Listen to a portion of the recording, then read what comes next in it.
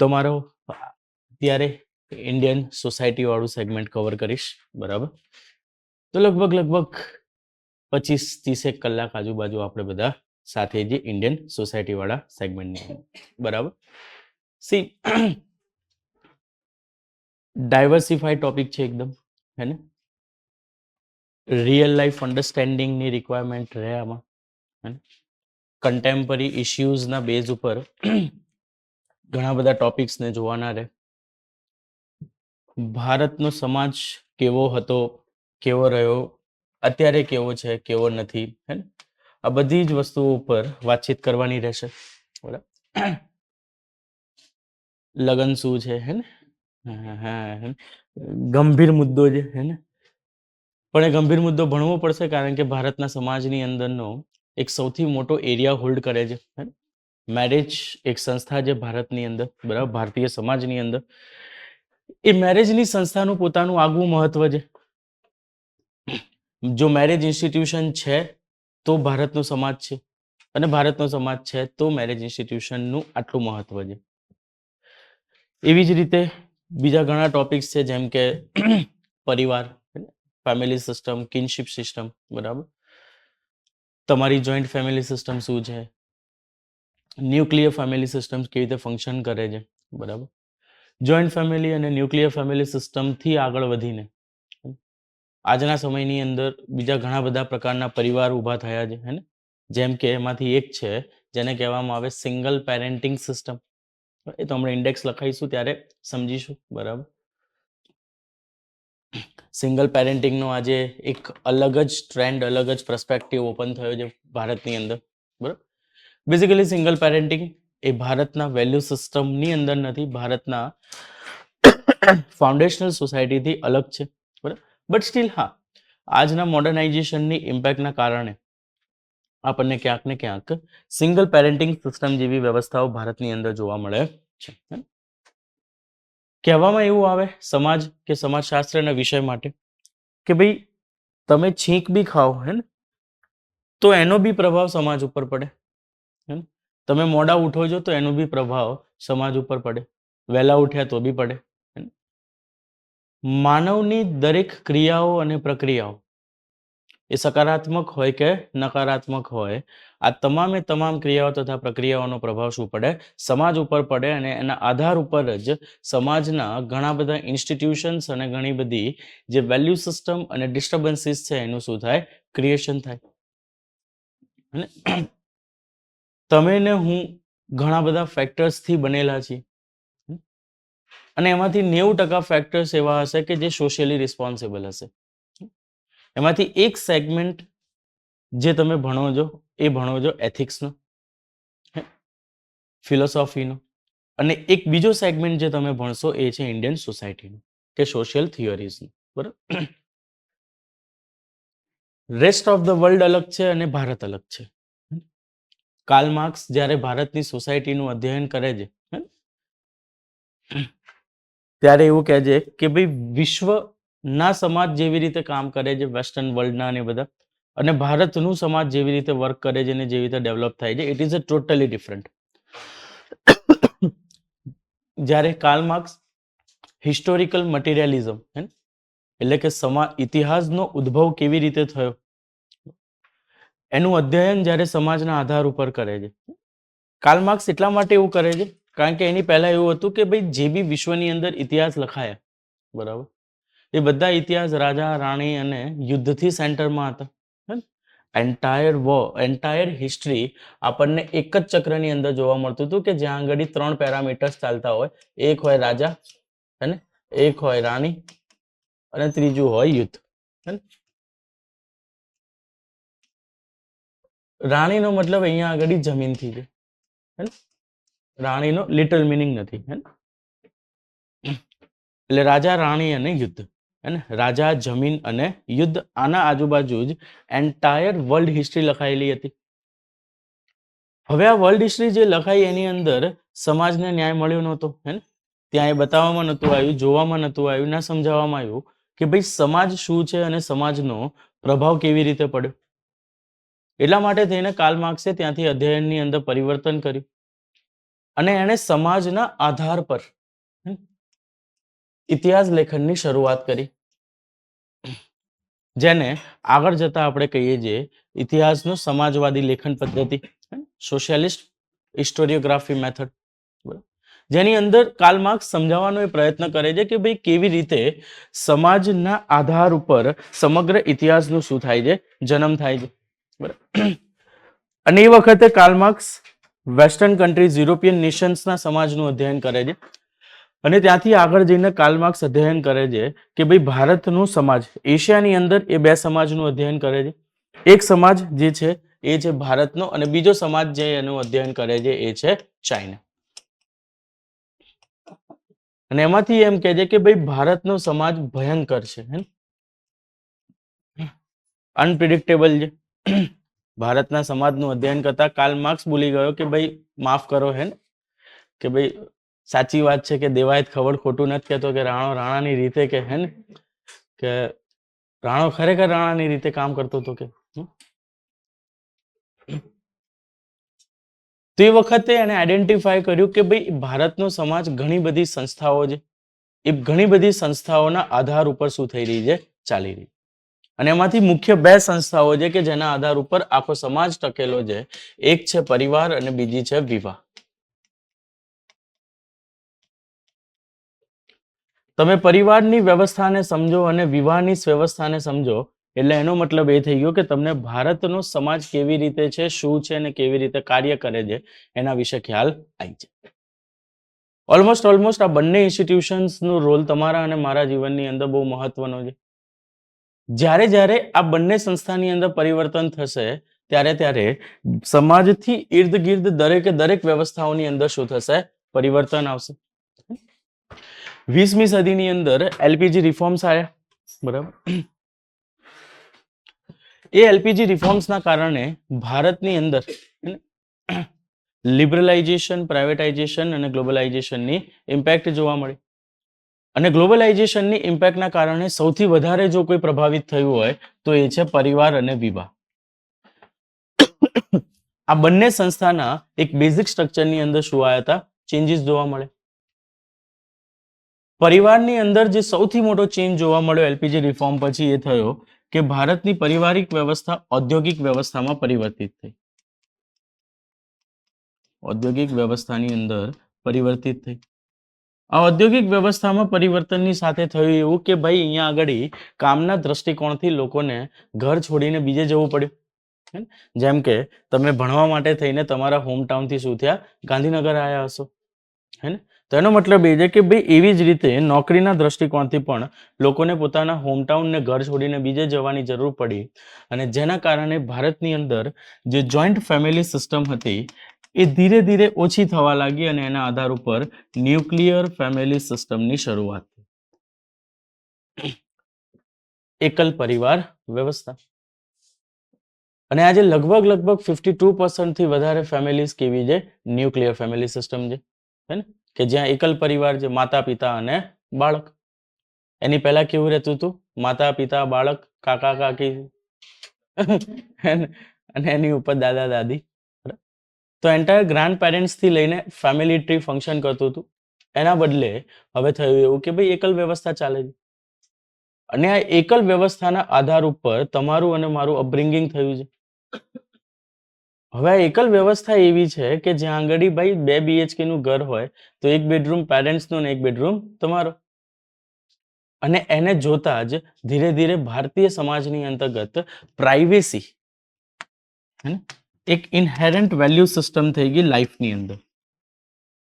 હે ને. બાકી તમે કોઈ દિવસ 20મી સદીની અંદર ભારતનું સંવિધાન ક્યારે આવ્યું, 1950ની અંદર, હે ને. 1950 થી 2015 સુધી, 2010 સુધી શું તમે ક્યારે બી ભારતની અંદર સંવિધાનમાં એ માંગ ઊભી થયેલી જોઈ? કેવા આંદોલન ચાલ્યા હોય કે રાઇટ ટુ પ્રાઇવેસી? કોઈ બી આંદોલન એવું જોયું છે, હે ને? તમે બધા સંવિધાન ભણ્યા છો તો શું સંવિધાનની અંદર એ જોયું ક્યારે પણ કે રાઇટ ટુ પ્રાઇવેસીનું આંદોલન 1970માં થયું હોય, ઇન્દિરા ગાંધીએ જ્યારે પરિવાર નિયોજનની વાત કરી ત્યારે? ના કરી. કારણ કે ભાઈ ન્યુક્લિયર ફેમિલી સિસ્ટમના આધાર ઉપર, જોઈન્ટ ફેમિલી સિસ્ટમના આધાર ઉપર ભારતની વેલ્યુ સિસ્ટમ જ એવી હતી કે જ્યાં પ્રાઇવેસી જેવું કશું હોય જ નહીં. એક ઘર છે, ઘરમાં 22 જણા રહે છે.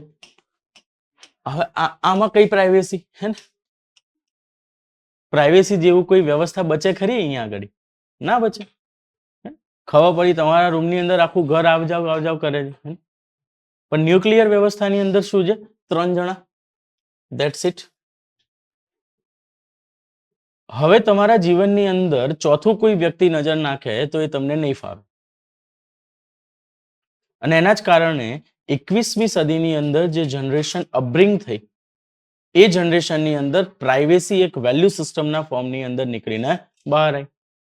અને જ્યારે આ પ્રાઇવેસી એક વેલ્યુ સિસ્ટમના ફોર્મની અંદર નીકળીને બહાર આવી, એના આધાર ઉપર સંવિધાનની અંદર રાઇટ ટુ પ્રાઇવેસી માટેની શું થઈ? માંગ ઊભી થઈ. તો આજે એન્ટાયર રાઇટ ટુ પ્રાઇવેસી વાળી જે માંગ હતી હે ને વિશ્વની અંદર, સોરી ભારતની અંદર, એની પાછળનું સૌથી મુખ્ય કારણ એ છે કે ભારતમાં ન્યુક્લિયર ફેમિલી સિસ્ટમની અપબ્રિંગિંગ થવી. જ્યાં સુધી ન્યુક્લિયર ફેમિલી સિસ્ટમ ભારતમાં આવી જ નહોતી હે ને, ત્યાં સુધી ભારતની અંદર પ્રાઇવેસી જેવો કોઈ કન્સેપ્ટ આવ્યો જ નહીં. પેલી એક રીલ આવે છે, ખ્યાલ છે હે ને, કે ભાઈ જ્યાં સુધી સિંગલ હતા હે ને ત્યાં સુધી દાળ ભાત હે ને, અને 100 રૂપિયાની અનલિમિટેડ ડીશ, 20 રૂપિયાનું પાર્લેજીન બિસ્કિટ ને ચાના જીવન ભરાઈ જતું હતું. પછી લગ્ન જીવનની અંદર આયા હે ને, તો કે આ પાસ્તા અને પેલા પાસ્તા ને એમ કહેતા હોટલમાં કે 4-4 હજારનું બિલ બને છે. તો એનો મતલબ એ થયો કે તમારી વેલ્યુ સિસ્ટમ અહીંયા ચેન્જ થઈ આખી. That's how the family value systems are changed. તમને અને મને આજે પ્રાઇવેસી વગર ફાવશે નહીં. કે તમારા અને મારા જીવનની અંદર એક સીમાથી વધારે જ્યારે કોઈ પ્રવેશવાનો પ્રયત્ન કરશે હે, તો ઇરરિસ્પેક્ટિવ ઓફ ધેટ પર્સન તમે એને કહી દેશો કે ભાઈ મર્યાદા હોય હે ને, આનાથી આગળ આવવાનું થતું નથી. એ એટલા માટે છે કારણ કે ઘરની અંદર તમારા બેડરૂમની અંદર તમારા પેરેન્ટ્સ આવતા પહેલા બી ડોર નોક કરે છે. જો અર્બન એરિયાની અંદર રહો છો, રૂરલ એરિયાની અંદર આજે બી થોડું ઘણું ડાયસી છે, પણ હા થોડું ઘણું તો ત્યાં બી જોવા મળે છે હવે. તો એન્ટાયર પ્રાઇવેસીની જે મુવમેન્ટ ચાલી ભારતની અંદર છેલ્લા 1 દશકથી હે ને, એ આખી મુવમેન્ટ ચાલી રહી છે, વેલ્યુ સિસ્ટમ ક્રિએટ થઈ રહી છે ન્યુક્લિયર ફેમિલી સિસ્ટમના કારણે. અને હજી તો જેટલું પણ અર્બનાઇઝેશન વધતું જશે, જેટલી ન્યુક્લિયર ફેમિલી સિસ્ટમ વધતી જશે, એટલી પ્રાઇવેસી અપલિફ્ટ થતી જશે. આજે કદાચ તમારા પેરેન્ટ્સ તમારો ફોન લેતા હશે તો કોઈ ઇશ્યુ નથી, પણ આપણા પછીની જે જનરેશન છે ત્યાં આગળ આપણને એ વસ્તુ જોવા મળે કે ભાઈ હા, ક્યાંક ને ક્યાંક આપણા પછીની જનરેશનના ફોનને ટચ બી નહીં કરવાનું. એમની કોઈ સાધન સામગ્રીને તમે ટચ ના કરી શકો. Generation by generation nuclear family system હજી રિજિડ થતી જશે, વધારે અપલિફ્ટ થતી જશે, જેના કારણે પ્રાઇવેસી વાળી વેલ્યુ સિસ્ટમ ઓર વધતી જશે. તો આગળ જતા હજી પ્રાઇવેસીના વેલ્યુ સિસ્ટમ ચેન્જ થશે. બની શકે સુપ્રીમ કોર્ટને હજી કોઈ ચુકાદો આપવો પડે છે કે ભાઈ પ્રાઇવેસીને આવી રીતે નહીં, આવી રીતે નોટિફાય કરો. કારણ કે હજુ તમારા અને મારા જીવનની અંદર સરકાર આવી જ નથી. બહુ તો વોટ્સએપથી જ આવી છે ખાલી હે, કે તમારો મારો વોટ્સએપનો ડેટા સરકાર એમ કહે છે કે અમે જોઈશું ત્યાં સુધી જ પ્રાઇવેસીની અંદર આવ્યા છે. કોઈ પણ એરિયા ઉપર તમારા મારા જીવનની અંદર સરકાર એ સ્તર પર ન થાય હે ને, કે ભાઈ અહીંયા આગળ ભારતની અંદર પરિવાર નિયોજનના આધાર પર હે ને તમારી સેક્સ્યુઅલ ડિઝાયરને ગવર્મેન્ટ કંટ્રોલ કરતી હોય. આજના સમયની અંદર શું તમે એવું જોવો છો કે ભાઈ ગવર્મેન્ટ ઇન્ડિવિજ્યુઅલની સેક્સ્યુઅલ ડિઝાયર્સને કંટ્રોલ કરી રહી છે? તો નહીં. ભૂલથી બી ટચ ના કરી શકે આજે ભારત સરકાર. ખબર પડી કે રાત સરકાર પલટાઈ ગઈ, કારણ કે પ્રાઇવેસી એ લેવલ ઉપર ચાલે છે અને એનું કારણ છે ન્યુક્લિયર ફેમિલી સિસ્ટમ. આ વેલ્યુ સિસ્ટમ અપબ્રિંગ ક્યાંથી થઈ? ન્યુક્લિયર ફેમિલી સિસ્ટમથી થઈ. આજે બી જે લોકો જોઈન્ટ ફેમિલી સિસ્ટમની અંદર છે હે ને, એ લોકોના એક બેઝિક આઈડેન્ટિટીની અંદર તમને જોવા મળશે કે એમની લાઈફની બધી જ વસ્તુ આજુબાજુના બધા જ લોકોને કહે છે. They are very open two with their friends. એમને કહેવામાં સંકોચ નથી. જ્યારે ન્યુક્લિયર ફેમિલી સિસ્ટમમાં અપબ્રિંગ થયેલો બાળક કે વ્યક્તિ તમે જોજો બહુ જલ્દી કોઈની વાત કોઈને શેર કરી શકશે નહીં, કારણ કે એને આદત નથી. પેલા લોકોને આદત છે, જેના કારણે સંવૈધાનિક મુવમેન્ટ ચાલી ગઈ આખી. તમે વિચારો તો ખરા. આ જ ન્યુક્લિયર ફેમિલી સિસ્ટમના કારણે તમારી અને મારી પર્ચેસિંગ પાવર વધી કે ભાઈ એક જ બાળક છે અને માતા અને પિતા બંને કમાય છે. કેમ? તો કે એલપીજી રિફોર્મ પછી સમાજ કેવો થતો ગયો? ઔદ્યોગિક વ્યવસ્થા બાજુ આગળ વધ્યો. હવે પૈસાની ટેન્શન છે નહીં હે ને, માંગે દૂધ છે અને પીવડાવે આલમંડ મિલ્ક છે હે ને, કે તું તા પી છોરા હે ને, કોઈ ટેન્શન નહીં આપણે હે ને, ઘણો પૈસો હે આપણે ઘરમાં, બરાબર. કેમ? તો કે ખર્ચો જ નથી. 3 વ્યક્તિની અંદર ખર્ચો કેટલો? એટલા માટે તમે જુઓ કે અર્બન એરિયાની અંદર 70% થી વધારે હાઉસહોલ્ડ્સ ન્યુક્લિયર ફેમિલીના છે અને ભારતની અંદર જે કન્ઝ્યુમરિઝમ તમારા સિલેબસનો એક પાર્ટ છે ઉપભોક્તાવાદ.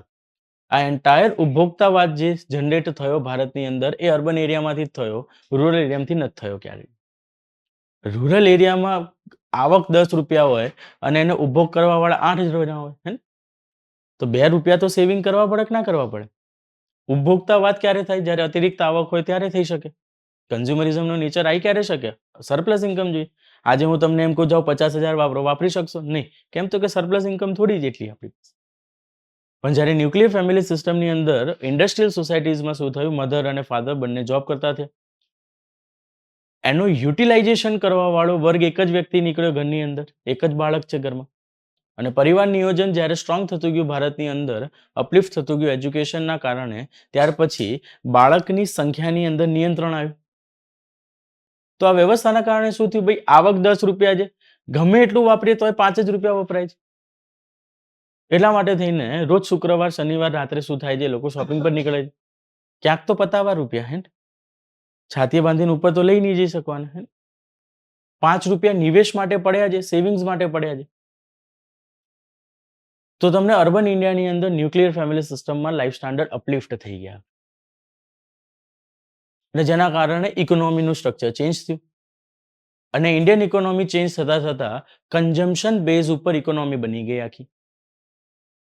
હવે આ વસ્તુ ખાલી ભારતની નહીં, વિશ્વની કોઈ બી સમાજની અંદર જશો કે જ્યાં સમાજનો આધાર કન્ઝમ્પશનનો છે, હે ને, એ તમામે તમામ ઇકોનોમી કન્ઝમ્પશન બેઝ ઉપર છે. રિસેન્ટલી 2 દિવસ પહેલા યુએસ ઇકોનોમીના ડેટા પબ્લિશ થયા. ખ્યાલ છે તમને? Anyone knows? હે ને, યુએસ ઇકોનોમીના જે ડેટા આયા ઇટ વોઝ અનબિલીવેબલ. હે ને, આ ટ્રમ્પ ડોનાલ્ડ ડકના કારણે એવું લાગતું હતું, હે ને, કે અમેરિકી અર્થવ્યવસ્થા આર્થિક વૃદ્ધિ નહીં કરી શકે. સોરી, હા બરાબર, એવું લાગતું હતું કે નહીં કરી શકે. એમનો જે એવરેજ ગ્રોથ રેટ હતો 2-2.5% વાળો, હે ને, એ બંને મેનેજ કરીને ચાલશે, હે ને. પણ ડોનાલ્ડ ટ્રમ્પ બહુ હોશિયાર છે, હે ને. આ ગોલ્ડન ડક જે છે એને હોશિયારીને તમે ના પહોંચી વળો, હે ને. એમને અમેરિકાનો રાષ્ટ્રપતિ નથી બન્યો. એને ટેરિફને જનરેટ કરીને યુએસના કન્ઝ્યુમર માઇન્ડસેટને ચેન્જ કર્યું હતું અને કન્ઝ્યુમર માઇન્ડસેટ ચેન્જ થવાના કારણે ડોમેસ્ટિક પ્રોડક્શનનું કન્ઝમ્પશન યુએસએની અંદર વધ્યું અને કન્ઝમ્પશન એક લેવલથી ઉપર જવાના કારણે યુએસ ઇકોનોમીનો ઇકોનોમિક ગ્રોથ રેટ આ વખતે વધી ગયો. જ્યારે વિશ્વ પ્રિડિક્ટ કરી રહ્યું હતું કે ભાઈ અહીંયા આગળ ડાઉનફોલ આવવો જોઈએ, ત્યાં આગળ યુએસની ઇકોનોમી કેવી થઈ? અપલિફ્ટ થઈ. અને યુએસની સોસાયટીનો સૌથી મોટો હોલ્ડ છે ન્યુક્લિયર ફેમિલી સિસ્ટમ. અને ન્યુક્લિયર ફેમિલી સિસ્ટમ કોઈ પણ રાષ્ટ્રની અંદર હોય ત્યાં માનીને ચાલવાનું કન્ઝમ્પશન બેઝ ઇકોનોમી જનરેટ થાય. તમારી ઇકોનોમી રિવાઇવ કરવી હોય તો કન્ઝમ્પશનને જ પુશ કરવાનું, ઓટોમેટિક ઇકોનોમી ઉપર આવી જશે. તો એનો મતલબ એ છે કે ભાઈ ક્યાંક ને ક્યાંક અર્થવ્યવસ્થાનું નિર્ધારણ બી શું થઈ રહ્યું છે? સમાજના માધ્યમથી થઈ રહ્યું છે. ક્યાંક ને ક્યાંક તમારી રાજનૈતિક વ્યવસ્થા કે તમારા બંધારણીય વ્યવસ્થાને પુશ કોણ કરી રહ્યું છે? સમાજ કરી રહ્યું છે. જીવનને લઈને ગંભીર થયા, આયુષ્યને લઈને ઘણા બધા સંકટો ઊભા થયા, જેના કારણે રાઇટ ટુ લિબર્ટી જેવા પ્રશ્નો ઊભા થયા સમાજની અંદર. તમે જો આ બધી મુવમેન્ટ્સ જે અત્યારે 21મી સદીના ભારતીય સમાજની અંદર ચાલી રહી છે સંવિધાનને લઈને, આ તમને 20મી સદીની અંદર જોવા નહીં મળે. કારણ કે 21મી સદીમાં આવવાની સાથે સમાજના ઘણા બધા મૂલ્યોમાં પરિવર્તન થયા અને એ બધા જ પરિવર્તનોનો પ્રભાવ આજના કન્ટેમ્પરરી ઇન્ડિયાની અંદર જોવા મળે છે. બીજેપી આવ્યું, હે ને, ઓફેન્ડ નહીં થાવ ને વાત કરું તો, ઓકે. તો બીજેપી આવ્યું અને થાવ તો બી શું છે, હે ને, ભણવું હોય તો ઓફેન્ડ થવું બી પડે, ઓકે. કોંગ્રેસ આટલા વર્ષોથી ચાલતી આવતી હતી ભારતમાં, અચાનક જ 2014ની અંદર પાટિયા પડી ગયા. તો ઘણા બધા રાજનૈતિક વિદ્વાનો અને આર્થિક વિદ્વાનોનું કહેવું એવું હતું કે વિશ્વની આર્થિક પરિસ્થિતિઓ બદલાઈ એટલા માટે થયું. ઘણા રાજનૈતિક વિદ્વાનોનું કહેવું એમ હતું કે ભ્રષ્ટાચાર અને 2010 ની અંદર અન્ના હજારે મુવમેન્ટ જે થઈ હતી અને એટલી પીક પકડી કે ક્યાંક ને ક્યાંક તમને ભારતની અંદર રાજનૈતિક પરિવર્તન જોવા મળે. એ જ બાજુ સમાજશાસ્ત્રના વિદ્વાનો પોતાના વિચારો રજૂ કરે છે કે રેખા એમ ના હોય ને કે જો અર્થવ્યવસ્થા બદલાતી હોય અને જો સરકાર બદલાઈ જતી હોત તો જોઈતું તો શું હે ને કે આ એન્ટાયર ખેલ સોસાયટીનો છે. ગ્લોબલાઇઝેશનને ચાલતા સમાજની અંદર ડિજિટલાઇઝેશન આવ્યું અને આ જે ડિજિટલાઇઝેશન આવ્યું આ ડિજિટલાઇઝેશનની અંદર સૌથી મોટો ચેન્જ હતો એ સમય ફેસબુક હે ને હજી એ સમયે તો ઇન્સ્ટાગ્રામ વિચારોમાં હતું હે ને હજી ઇન્સ્ટાગ્રામ જેવી વ્યવસ્થા ઓનલાઈન આવી નથી. ઇન્સ્ટાગ્રામ આવ્યું 2015માં 2014 એન્ડિંગ 15 સ્ટાર્ટિંગ આજુબાજુ કહી શકીએ બરાબર. 2014 આજુબાજુ સૌથી વધારે પ્રચલિત કોઈ સોશિયલ મીડિયાનું પ્લેટફોર્મ હોય તો એ કયું હતું ફેસબુક હે ને અને નવું ફેસબુક હતું તામઝામથી વાપર્યું બધાએ વિશ્વની અંદર અને ફેસબુકે બતાવી દીધું હતું 2010ની અંદર કે હું ક્રાંતિ કરીશ વિશ્વની અંદર તમે વિચારી નહીં હોય એવું સોશિયલ રેવોલ્યુશન લઈને આવીશું. 2010માં એક મુવમેન્ટ થઈ હતી સેન્ટ્રલ એશિયન નેશનની અંદર જેને કહેવામાં આવે છે અરબ સ્પ્રિંગ. ખ્યાલ છે એના વિશે? અરબ સ્પ્રિંગની અંદર ડેમોક્રેટિક મુવમેન્ટ હતી હે ને લોકોએ કહી દીધું કે આ આખા સેન્ચુરીની સૌથી મોટી મુવમેન્ટ છે ડેમોક્રેટિક મુવમેન્ટ. આનાથી મોટી ડેમોક્રેટિક મુવમેન્ટ કોઈ નહીં થઈ શકે. લિબિયાથી શરૂઆત થઈ હતી આની. એક શાકભાજીવાળા વ્યક્તિએ અગ્નિદાહ લઈ લીધો હતો એને અગ્નિ સ્નાન કરી લીધું હતું અને એના ચક્કરમાં 20 થી વધારે રાષ્ટ્રોની અંદર વિશ્વમાં ડેમોક્રેટિક મુવમેન્ટ શરૂ થઈ અને તખ્તા પલટ થવાના શરૂ થઈ ગયા. સૌથી મોટો ભોગ બન્યો હતો ઇજિપ્ત 2011માં હે ને તો ફેસબુકે બતાવી દીધું હતું ભાઈ જો અને એ વિડીયો એટલા માટે પ્રચલિત થયો ફેસબુક પર અપલોડ કર્યો હતો કોકે. હવે અગ્નિ સ્નાન લેતો તો કોકે શૂટ કર્યો અને આખી નીચે સ્ટોરી લખીને ફેસબુક પર અપલોડ કરી દીધી એને. વિધિન 3 days લિબિયા હળગવા લાગ્યું અને લિબિયાને હળગતા જોઈ જઈને આજુબાજુ બધા જ લોકો પોતાની કન્ટ્રી સળગાવવા લાગ્યા કે તાનાશાહને ખતમ કરો લોકશાહીને લઈને આવો.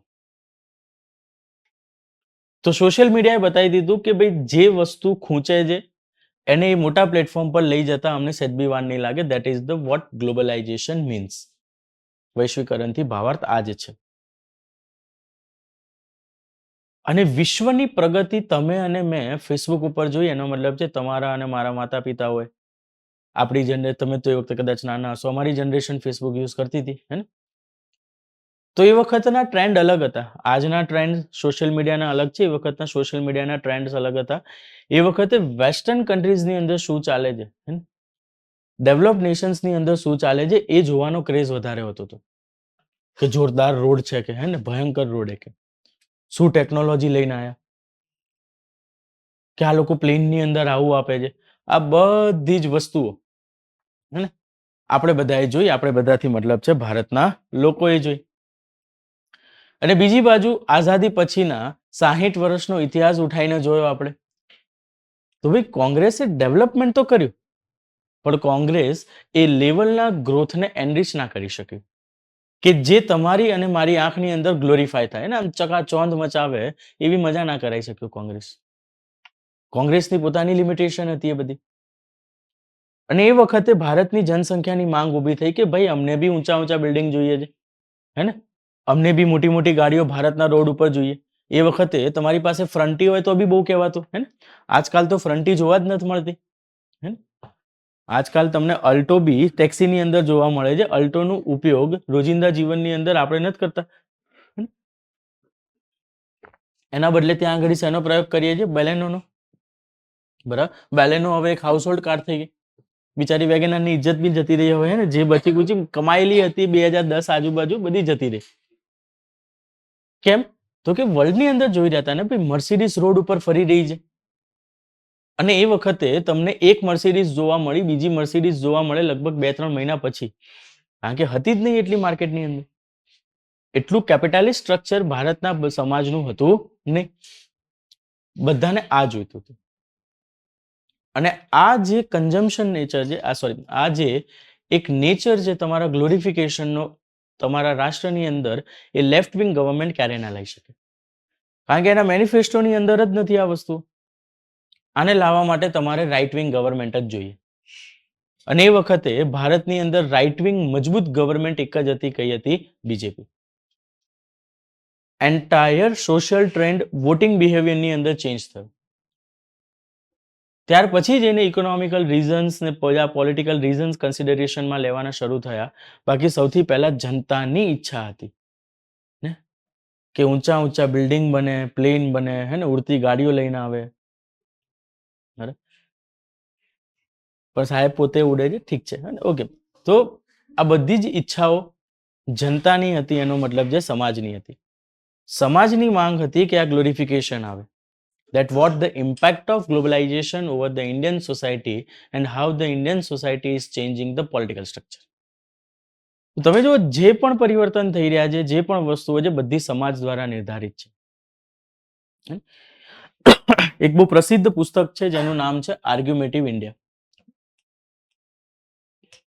આર્ગ્યુમેટિવ ઇન્ડિયા કોણે લખી છે? પ્રસિદ્ધ કહું છું, હે ને, તો એ તમે નહીં જાણતા. લખી કોણે છે? અમર્ત્ય સેન. હે ને, ત્રીજા ચેપ્ટરની અંદર અમર્ત્ય સેને બહુ સરસ વસ્તુ લખી છે કે ભાઈ ભારત એક એવો દેશ છે કે જ્યાં, હે ને, સ્ટ્રોંગ સોસાયટી અને વીક ગવર્મેન્ટ છે. સ્ટ્રોંગ સોસાયટી અને વીક ગવર્મેન્ટ છે.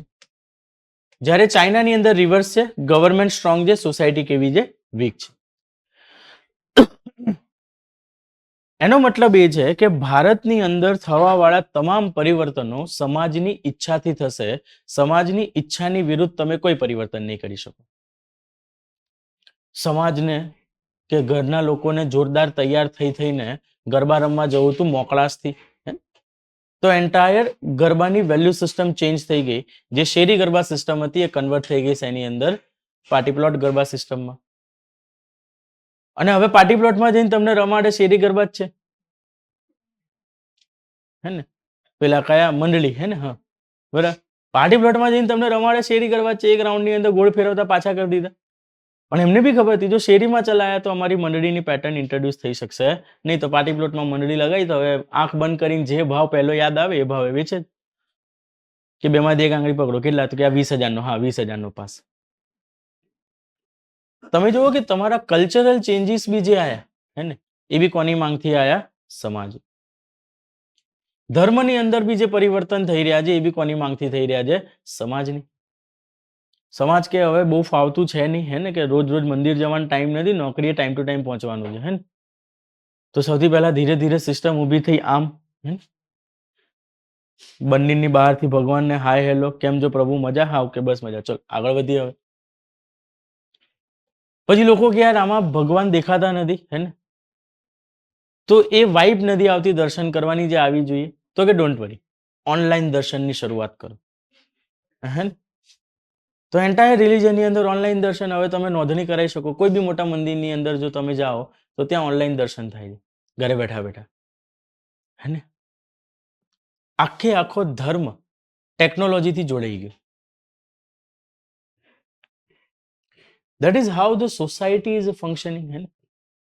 તમે જ્યાં બી જશો, જે બી જગ્યાએ જોશો, તમે ખાલી પર્સપેક્ટિવ ચેન્જ કરીને જોશો, તમને ખ્યાલ આવશે કે આ બધું સમાજના કારણે થાય છે. સમાજ ઈચ્છે છે, સમાજ વિચારે છે, સમાજને જોઈએ છે. આ ત્રણ પ્રશ્નોનો જવાબ આપતા આપતા દરેક પરિવર્તનો વિશ્વની અંદર ને ભારતની અંદર થઈ રહ્યા છે. આ પરિવર્તનો ત્યાં જ થશે જ્યાં આગળ અમર્ત્ય સેને કીધું કે સ્ટ્રોંગ સોસાયટી હોવી જોઈએ અને ગવર્મેન્ટ કેવી હોવી જોઈએ? વીક હોવી જોઈએ. જો ગવર્મેન્ટ વીક છે તો આટલા બધા સોશિયલ ચેન્જીસ એ રાષ્ટ્રની અંદર એડપ્ટ થઈ શકશે નહીં.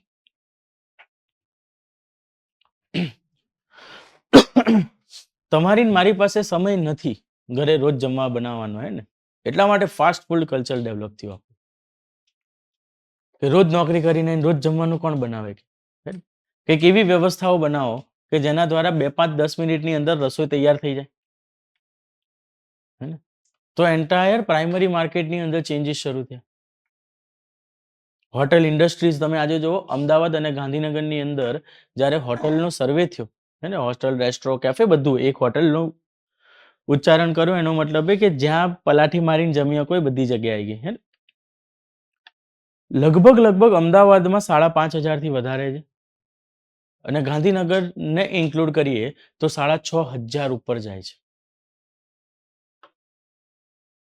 તમે વિચારો હે ને કે કરોડની જનસંખ્યા છે, આ બંનેને ભેગા કરો ત્યારે આજના તારીખે આજની રિસેન્ટ ડેટ ઉપર અમદાવાદ અને ગાંધીનગરની જનસંખ્યા ભેગી કરો એટલે કરોડે પહોંચે. બરાબર. 1 કરોડ વ્યક્તિઓની અંદર 6,000 થી વધારે હોટલ્સ અવેલેબલ છે, રેસ્ટોરન્ટ્સ અવેલેબલ છે. એક સમય હતો કે રેસ્ટોરન્ટમાં જમવું એક પ્રિવિલેજ ગણાતું, હે ને? વર્ષમાં ઘરના કેટલા સદસ્યો છે એના ઉપર આધાર કરે કેટલી વાર જમવા જવાય. એનો મતલબ એ છે કે જેની બર્થડે આવે ત્યારે બહાર જમવા જવાનું. ત્યાં સુધી જમવા જવાનો કોઈ કાર્યક્રમ ના હોય. સંજોગવશ કોઈક એવો મોટો ફંક્શન આવી ગયો કે એવા કોઈ નજીકના મહેમાન આવી ગયા અને જમવાની તૈયારી થઈ શકે એમ નથી, હે ને? ત્યારે જ એવું થતું હતું કે ભાઈ હા ક્યાંક ને ક્યાંક હોટલની અંદર જમવા જતા હતા. આજે તમે અઠવાડિયાની અંદર કેટલી વાર હોટલમાં અને કેટલી વખત બહારનું ફૂડ કન્ઝ્યુમ કરો છો આપણને બી નથી ખબર, અને ઇન્ક્લુડિંગ મી. તો હોટલ ઇન્ડસ્ટ્રી, સર્વિસ સેક્ટર આટલું બધું ફ્લરિશ થઈ ગયું કેમ? આપણી ઈચ્છા, સમાજની ઈચ્છા. સમાજ પરિવર્તન માંગે છે. એટલા માટે જ ભગવદ્ ગીતામાં લખ્યું છે ને, સમાજ હંમેશા પરિવર્તિત જ રહેશે. આજે જે વસ્તુ છે કાલ ઉઠીને સમાજની માંગ બદલી જશે, ફરી ચેન્જ આવશે. ઇન્ડિયન સોસાયટી નો સિલેબસ તમારી અંદર, તમારી એક્ઝામની અંદર મૂકવા પાછળનો ભાવાર્થ આટલો હતો, જે છેલ્લી અડધો કલાકથી ડિસ્કસ કરતા. જ્યાં સુધી ભારતના સમાજને નહીં ઓળખો ત્યાં સુધી એઝ અ બ્યુરોક્રેટ તરીકે કામ નહીં કરી શકો. રોજ કોન્ટ્રાડિક્શન ફીલ થશે કે યાર સિદ્ધાંત તો આવું કહે છે, હે ને, પણ સમાજ આવું કરે છે. સમાનતાની વાત કરે છે પણ સમાજ જ સમાનતા સ્વીકારવા તૈયાર નથી. તમે કોઈ દિવસ સમાજની અંદર વાત થતા જોઈ કે સમાનતા લાવો? તો સરકાર વોટ બેંક માટે થઈને કે જે માઇનોરિટી ક્લાસ છે બહુ દૂર ના જતો રહે વોટ બેંકથી, એટલા માટે સમાનતાની વાત કરે. કોઈ દિવસ તમે એક મેં વાત કરી કે સમાનતા લાવો? ખબર છે હમણાં જે બી સમાનતા લાયા તો આ તૈયારી કરીએ છીએ, આ તૈયારી બધી 0-0 થઈ જશે. સમાજના ઉચ્ચ વર્ગમાં જવા માટે તો તૈયારી કરીએ છીએ, સામાજિક અને આર્થિક બંને રીતે. હવે સમજ પડી કે ડીસી ને બી એ જ માન સન્માન મળી રહ્યું છે કે જે સામાન્ય નાગરિકને મળી રહ્યું છે. ગમે એટલો પગાર હોય, કાલ ઉઠીને તમે તૈયારી કરવાનું મૂકી દેશો. તૈયારીની મજા તો પેલી છે ને, ગાડી જતી હોય ત્યારે જોવે આહા સાહેબ ગયા, હે ને? ભલે તમને ના સંભળાય પણ એની આંખોમાંથી એનો અવાજ સંભળાય તમને, હે ને, કે ઇમ્પ્રેસ થઈ ગયો છે ગાડી જોઈને, ઉપર લાલ બત્તી જોઈને. એ જે અનેરો આનંદ છે જીવનનો, હે, એ અનેરા આનંદની સામે ભારતના સમાજે ક્યારે બી સમાનતાની માંગ નહીં કરી. તમે ગમે એટલું તમારા ઇમોશન્સને કંટ્રોલ કરો પણ જે સમાજનો ઉચ્ચ વર્ગ છે ત્યાં પહોંચવાની ચા તમને ને મને બધાને છે. પ્રત્યક્ષ અથવા પરોક્ષ રીતે તમે જે પણ ક્રિયાઓ પ્રક્રિયાઓ કરો છો એ વર્ગમાં જવા માટે કરો છો. જો એ વર્ગમાં જવા માટે ના કરતા હોત તો આટલી ભેજામારી હોત જ નહીં જીવનમાં. શા માટે સાધુ બાવા લોકો, જે લોકો સંન્યાસ લઈને બેઠા છે, એમના જીવનમાં કોઈ મગજમારી નહીં. કે સમાજ દ્વારા નિર્ધારિત કરેલા અમુક લક્ષ્યાંકોને, અમુક આધારોની પૂર્તિ એમને કરવી છે નહીં. જ્યારે તમારે ને મારે સમાજ દ્વારા નિર્ધારિત કરેલા લક્ષ્યાંકોની પૂર્તિના કામ કરવાના, હે ને? તમારે ને મારે જોવાનું છે કે ભાઈ આ છે તો છીએ, આ નથી તો નથી. અને એના જ દ્વારા તમારું સમાજ કાર્ય કરતું હશે અને તમારા સમાજની અંદર જઈને જ કામ કરવાનું છે એઝ અ બ્યુરોક્રેટ તરીકે. તો એક કારણ એ જ છે કે ભાઈ ઇન્ડિયન સોસાયટીનો સિલેબસ તમારા ક્લાસ 1-2 લેવલ ઉપર આવે છે, કારણ કે તમે લોકો પબ્લિક ડીલિંગ સાથે જોડાઓ છો. અને આ બધી જ વસ્તુઓ, આ બધા જ ચક્રો, બધી જ સ્ટ્રક્ચરાઇઝિંગ તમારા સમાજથી ચલિત છે. જ્યાં સુધી તમે સોસાયટીના કોરને નહીં સમજો, જ્યાં સુધી સોસાયટીની સમસ્યાઓને નહીં સમજો, ત્યાં સુધી એક બ્યુરોક્રેટ તરીકે તમે કાર્ય કરી શકશો. પહેલા બેઝિક ઇન્ડિયન સોસાયટી શું છે એ સમજવી જરૂરી છે. સોસાયટીની લાક્ષણિકતાઓ શું છે એ સમજવી જરૂરી છે. ત્યાર પછી જઈને તમે સમજી શકશો કે હા, આજે જે સામાજિક મુદ્દાઓ તમને ને મને જોવા મળે છે, કેમ જોવા મળે છે, શા માટે છે. તો ઇન્ડિયન સોસાયટી જ્યારે ભણીએ છીએ ત્યારે સૌથી પહેલા આપણે આન્સર લેવાનો પ્રયત્ન કરીશું આ છે શા માટે, હે ને? ત્યાર પછી જઈને જોવાનો પ્રયત્ન કરીશું આ છે કેવી રીતે. જો પહેલા જ કેવી રીતે સમજવાનો પ્રયત્ન કર્યો તો તમે લોકો સોસાયટીને લઈને જજમેન્ટલ થઈ જશો. તો આજે જે સામાજિક ધોરણ ઉપર કોન્ટ્રાડિક્શન્સ છે, સમાજની અંદર જાતિવાદ આટલો મજબૂત થઈ ગયો એટલા માટે કે જાતિવાદને આજે જોવામાં જ આવે છે કે આ કેવી રીતે છે. ક્યારે બી જાતિવાદને શા માટે જે સમજવાનો પ્રયત્ન જ નથી કર્યો. શા માટે જ એને સમજવાનો પ્રયત્ન કરશો પછી જ એને ખબર પડશે કે ઓકે જાતિવાદનું નિરાકરણ છે શું. જે રીતે આજનું સ્ટ્રક્ચરાઇઝિંગ છે જાતિવાદને હટાવવા માટે થઈને ભારત આવનારા 500 વર્ષ સુધી સ્ટ્રગલ કરશે ને તો બી ભારતની અંદરથી જાતિવાદ નહીં જાય. કારણ કે ભારતના પોલિસી મેકર્સ જ્યાં કાસ્ટિઝમને હટાવવાની વાત કરે છે ત્યાં આગળ કેવી રીતે જે ત્યાંથી હટાવવાની વાત કરે છે, શા માટે હતું ત્યાંથી હટાવવાની વાત કોઈ નથી કરતું.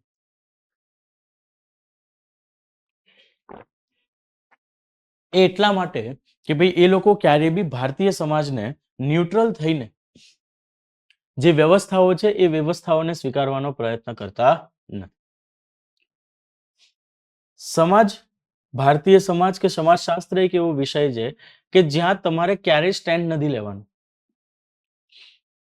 જેવું સ્ટેન્ડ લીધું એવા મરી જશો. કારણ કે જેનો સ્ટેન્ડ લીધો એનો મતલબ એ છે કે એક વર્ગને તમે ત્યાંથી શું કરો છો, તરછોડી રહ્યા છો. ઘણા લોકોને GS1 ની અંદર હમણાં રિઝલ્ટ આવશે 240 નું ત્યારે ખબર પડશે GS1 ની અંદર માર્કિંગ ઓછા હશે. GS2 અને GS3 માં સારા માર્કિંગ હશે. GS1 અને GS4 ની અંદર ધોવાઈ ગયા હશે બધા. કારણ કે પહેલી વખત આ સબ્જેક્ટ ઇન્ટ્રોડ્યુસ થયા અને બધા જ લોકો આ સબ્જેક્ટને સમજે છે જનરલ સ્ટડીઝના બીજા સબ્જેક્ટ્સની જેમ. જ્યારે એથિક્સ અને ઇન્ડિયન સોસાયટીનો ભણવાનો, જોવાનો, સમજવાનો બધો નજરિયો કેવો છે, અલગ છે. એથિક્સમાં પણ તમે એમ ના કહી શકો આમ જ કરવું જોઈએ. કારણ કે નીતિઓનું સર્જન, નૈતિકતાનું સર્જન પરિસ્થિતિઓના આધાર પર છે. હે ને? નૈતિકતા એક જગ્યા ઉપર રિજિડ નથી ક્યારે બી. હે ને? નૈતિકતાનું માપન કોના આધાર ઉપર થાય? વિચલનોના આધાર ઉપર થાય. એવી જ રીતે સમાજનું માપન પણ વિચલનોના આધાર પર. એટલા માટે તમે જુઓ ઘણી વખતે તમને એ ગુસ્સો આવતો હશે કે સરકાર, સુપ્રીમ કોર્ટ, પાર્લામેન્ટ, હે ને, આ લોકો અમુક જગ્યા પર એક્શન કેમ નથી લેતા. એકદમ ભયંકર ગુસ્સો આવે, હે ને, કે સામે આવે બે દાંત તોડ નાખે જે વ્યક્તિ, હે ને, કે અમને સમજણ પડે તમને નહીં પડતી. નહીં, તમે અહીંયા ખોટું બોલો છો. એમને સમજણ પડે છે ને આપણને નહીં પડતી. કારણ કે સમાજના મુદ્દાઓની અંતર્ગત તમે સ્ટેન્ડ લઈને કોઈ પણ નિરાકરણ લાવી શકો નહીં. અને જ્યારે આજની આરક્ષણની નીતિની અંદર સૌથી મોટી સમસ્યા જે આવી ગઈ કે અહીંયા આગળ શાસનનું સ્ટેન્ડ ક્લિયર થઈ ગયું. અને જેવું સ્ટેન્ડ ક્લિયર થયું એટલે rest of the class revolt મોડની અંદર આવવાનું શરૂ થયું ભારતમાં. ત્યાર પછીથી લઈને આજ દિન સુધી તમે જુઓ કે ભારતની અંદર આરક્ષણને લઈને મુદ્દા ક્યારેય શાંત નહીં થયા. કોઈ એન્ડ ઉપર એવું નથી થયું કે તમને SC અને ST કમ્યુનિટી રિવોલ્ટ કરતી જોવા મળી હોય. આ કમ્યુનિટીને બાદ કરતા જેટલી પણ કમ્યુનિટીઝ વધે છે ભારતની અંતર્ગત, હે ને, આ જ લોકો ભેગા થઈને ભારતની અંદર આંદોલન કરે છે અલગ અલગ જૂથની અંદર. સૌથી પહેલા મંડલ આયોગનું આવ્યું જ્યાંથી અધર બેકવર્ડ ક્લાસ એટલે કે બક્ષીપંચની વ્યવસ્થાનો જન્મ થયો. ત્યાર પછી 2005 પછી ભારતની અંતર્ગત શરૂ થયા એટલે જનરલ કેટેગરીઝ જેને તમે કહો છો એ ઉચ્ચ વર્ગના લોકોના આંદોલનો અને છેલ્લું આંદોલન થયું ઉચ્ચ વર્ગનું આંદોલન 2016 ની અંદર પટેલ મુવમેન્ટ. અને આના જ આધાર ઉપર EWS સિસ્ટમ આવતી ગઈ. હવે આરક્ષણ એટલું કોમ્પ્લેક્સ થઈ ગયું છે ભારતની અંદર કે ગમે એટલું સમેટવા જઈશું નહીં સમેટાતું.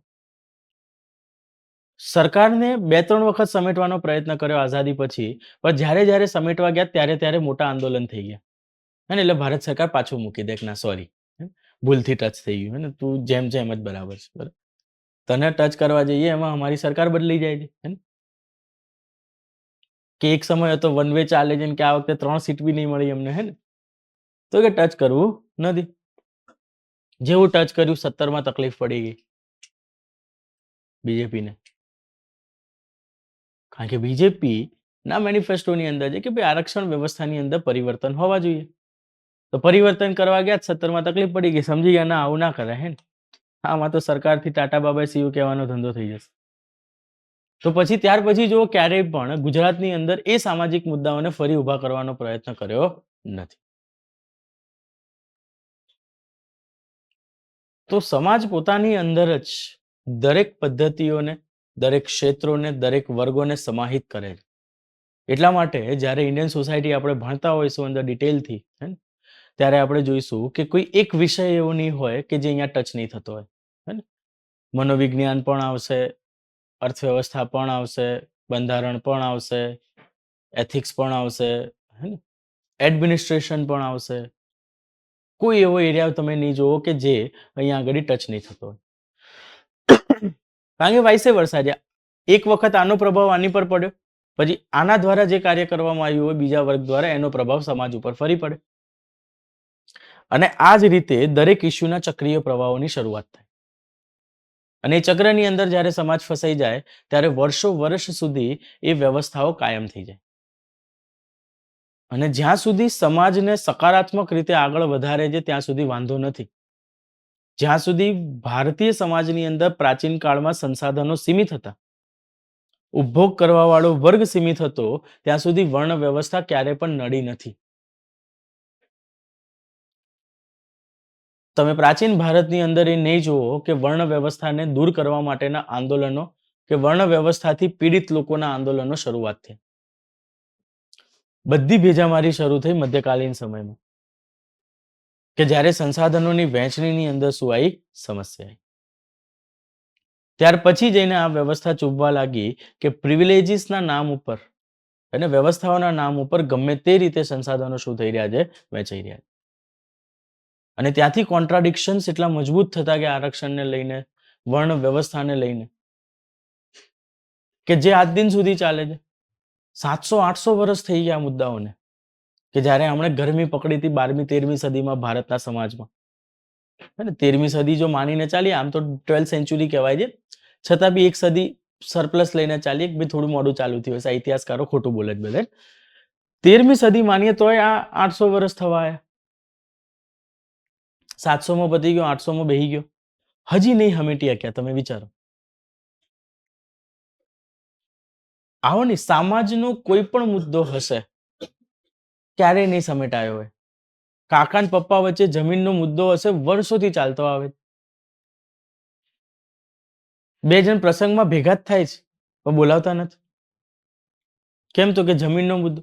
એઝ અ આઉટસાઇડર તમને એવું લાગે યાર કે જમીન હો કે વચ્ચે લીટી ખેંચી નાખો, આ બાજ પપ્પાની આ બાજ કાકાની, નહીં ખેંચાતી એમ. જો ભૂલથી આગળ જઈને લીટી ખેંચીને આ બાજ પપ્પા બાજુ પાક ઉગ્યો ને કાકા બાજુ પાક ના ઉગ્યો, ફરી શરૂ થઈ જાય. આ તો જમીન છે, હે ને? જમીન પર તમારું મારું નિયંત્રણ થોડી છે. હવે સમજ પડી કે ભાઈ જમીનના દરેકે દરેક લેયરની અંદર ઇમ્પેક્ટ અલગ આવે. હવે જમીનના એ ભાગની અંદર હ્યુમસનું લેવલ ઘટી ગયું હશે, તો ઇટ સેલ્ફ લેન્ડ એટલું એગ્રીકલ્ચર પ્રોડક્ટિવિટી નથી આપી શકતો. આ બાદ નહોતું ઘટ્યું તો આ બાદ આપી દીધું. તો ફરી નવા જનરેશનમાં નવો મુદ્દો કે તમે ચીટિંગ કરી, હે ને? એટલે બીજી એક પેઢી તો આ ચીટિંગની રાઇવલરી ચાલે. તો તમે વસ્તુ સેન્સ કરો છો કે સમાજનો કોઈ પણ મુદ્દો હશે એ ક્યારેય નહીં પત્યો. વર્ષોથી એકના એક જ મુદ્દા સમાજમાં ઘસ્યા પીટ્યા ચાલ્યા આવે છે. એ મહિલાઓનું શોષણ ઉત્તર વૈદિક કાળથી શરૂ થયું, આજ દિન સુધી ચાલતું આવે. શું કોઈ એવા સમજદાર વ્યક્તિઓ આયા જ નહીં પૃથ્વી ઉપર કે જેણે આને દૂર કરવાનો પ્રયત્ન નહીં કર્યો? હજારો લોકો આયા, હે ને? આખી એક વિચારધારા એમના સપોર્ટની અંદર ઊભી થઈ, જેને ફ્રેન્ચ રેવોલ્યુશન પછી એ વિચારધારાએ જન્મ લીધો, જેને શું કહેવામાં આવે છે? ફેમિનિઝમ. હે ને? ફ્રેન્ચ રેવોલ્યુશન પછી વિશ્વની અંદર ફેમિનિઝમનો શું થયો છે? રાઇઝિંગ થયો છે. છતાં બી આજ સુધી આ મુદ્દાઓનો અંત જ નથી, હે ને? તો તમે ને હું કોણ છીએ કે જે 200 શબ્દની અંદર આ મુદ્દાઓનો અંત લાવી દઈશું? એ બી અડધી ચોપડી ભણીને, કોઈ નોટ્સ વાંચીને ના આવે. તો ઇન્ડિયન સોસાયટીની અંદર જે બે એરિયા સૌથી વધારે ધ્યાન રાખવાના છે, એક, તમારે ક્યારે પણ ક્લિયર સ્ટેન્ડ નથી લેવાનું કોઈ વસ્તુમાં, હે ને? હંમેશા યુધિષ્ઠિર જેવું જ ચાલવાનું છે. નરોવા કુંજરોવા, નર હતો કે હાથી ખબર નહીં, પણ અશ્વત્થામા મર્યો એ ફાઇનલ છે. વર્ણ વ્યવસ્થા ભારતીય સમાજ માટે નથી સારી એ ફાઇનલ છે. કોના કારણે નથી સારી એ મને નહીં ખબર. આ હોઈ શકે અને આ હોઈ શકે. જો ભૂલથી બોલ્યા આ વર્ગ, હે ને, અને પેપર આ વર્ગે ચેક કર્યું, મરી ગયા.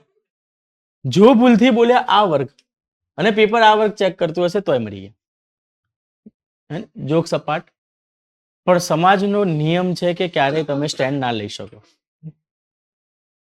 સમાજશાસ્ત્રના સિદ્ધાંત જ કહે છે કે સમાજશાસ્ત્ર ક્યારેય પણ શું કરવું એનો જવાબ નથી આપતું. સમાજશાસ્ત્ર એનો જવાબ આપે છે શું હતું, કેવી રીતે છે અને કેવી રીતે જોવું જોઈએ. That's it. આ જ એરિયા ઉપર સમાજશાસ્ત્ર વાત કરે છે. જો તમે સ્ટેન્ડ લેવાનો પ્રયત્ન કર્યો તો એનો મતલબ એ છે કે ભાઈ વિષયના આધારને તોડી નાખ્યો. અને તમે વિષયનો આધાર જ તોડી નાખશો તો તમને અહીંયા માર્કિંગ એટલી પ્રોપર મળશે નહીં. જો તમે સોશિયલ ઇશ્યુઝ ઉપરના મૂવીઝ બી જોશો ને તો મૂવીઝ બી તમે જોયા પછી તમને એવું લાગશે થોડું કંઈક ખોટ્યું મૂવીમાં. હજી કંઈક હોવું જોઈતું હતું જે ખબર નહીં પડતી શું હતું. એ દુખે શું તમને કે મૂવીએ ક્યાંય સ્ટેન્ડ નહીં લીધું. મૂવી એમને જ પતી ગયું. શું છે શું નહીં બતાવતા 3.5 કલાક પૂરા કરી નાખ્યા.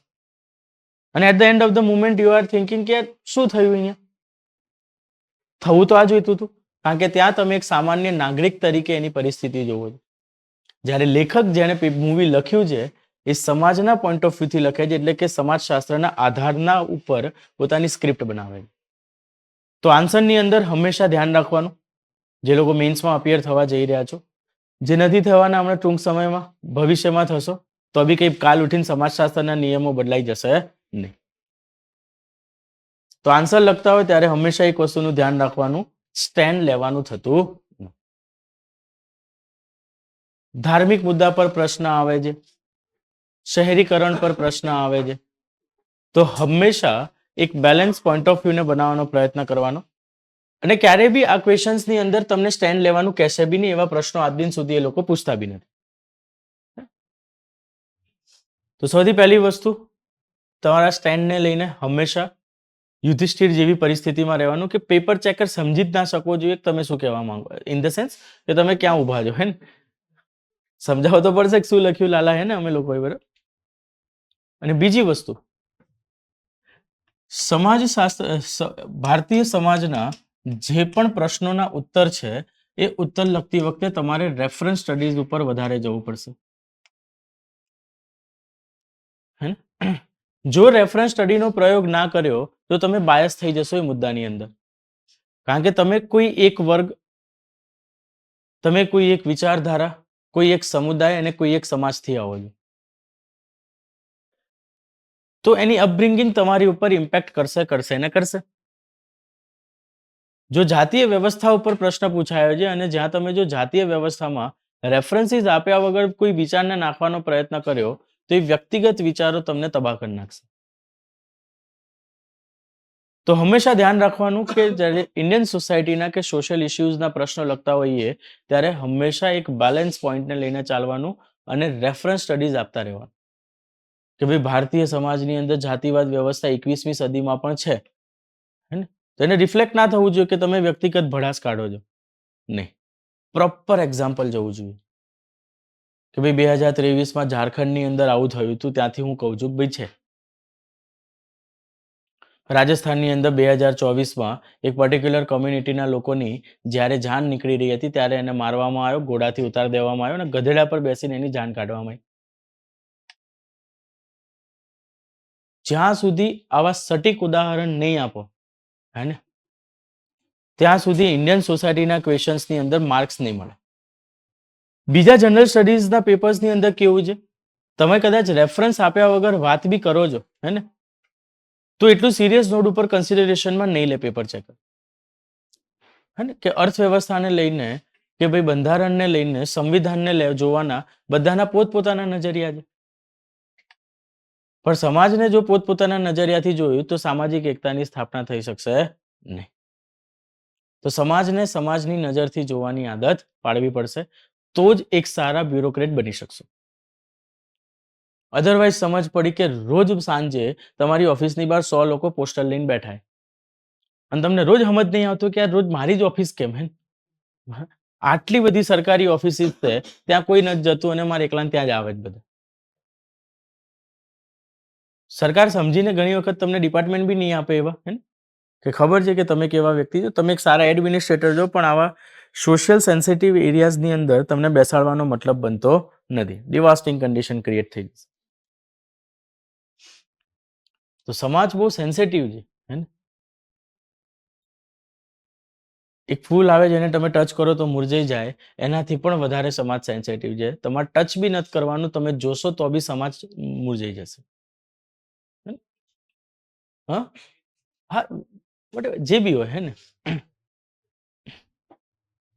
લજામણી કહેવાય ને પત્તા આવે હે ને કે તમે ટચ કરો તો આમ થઈ જાય કન્સેપ્ટ ક્લિયર હોવા જોઈએ નામ તો શું પાછળથી યાદ રખાઈ જાય ને ક્રિશા બરાબર પણ કન્સેપ્ટ ક્લિયર ના હોય ડોક્ટર તકલીફ પડી જાય બરાબર તો કોર ઉપર ધ્યાન રાખો હે ને મેં લજામણી બોલી કે રાત રાણી બોલી એ મેટર નહીં કરતો હે બરાબર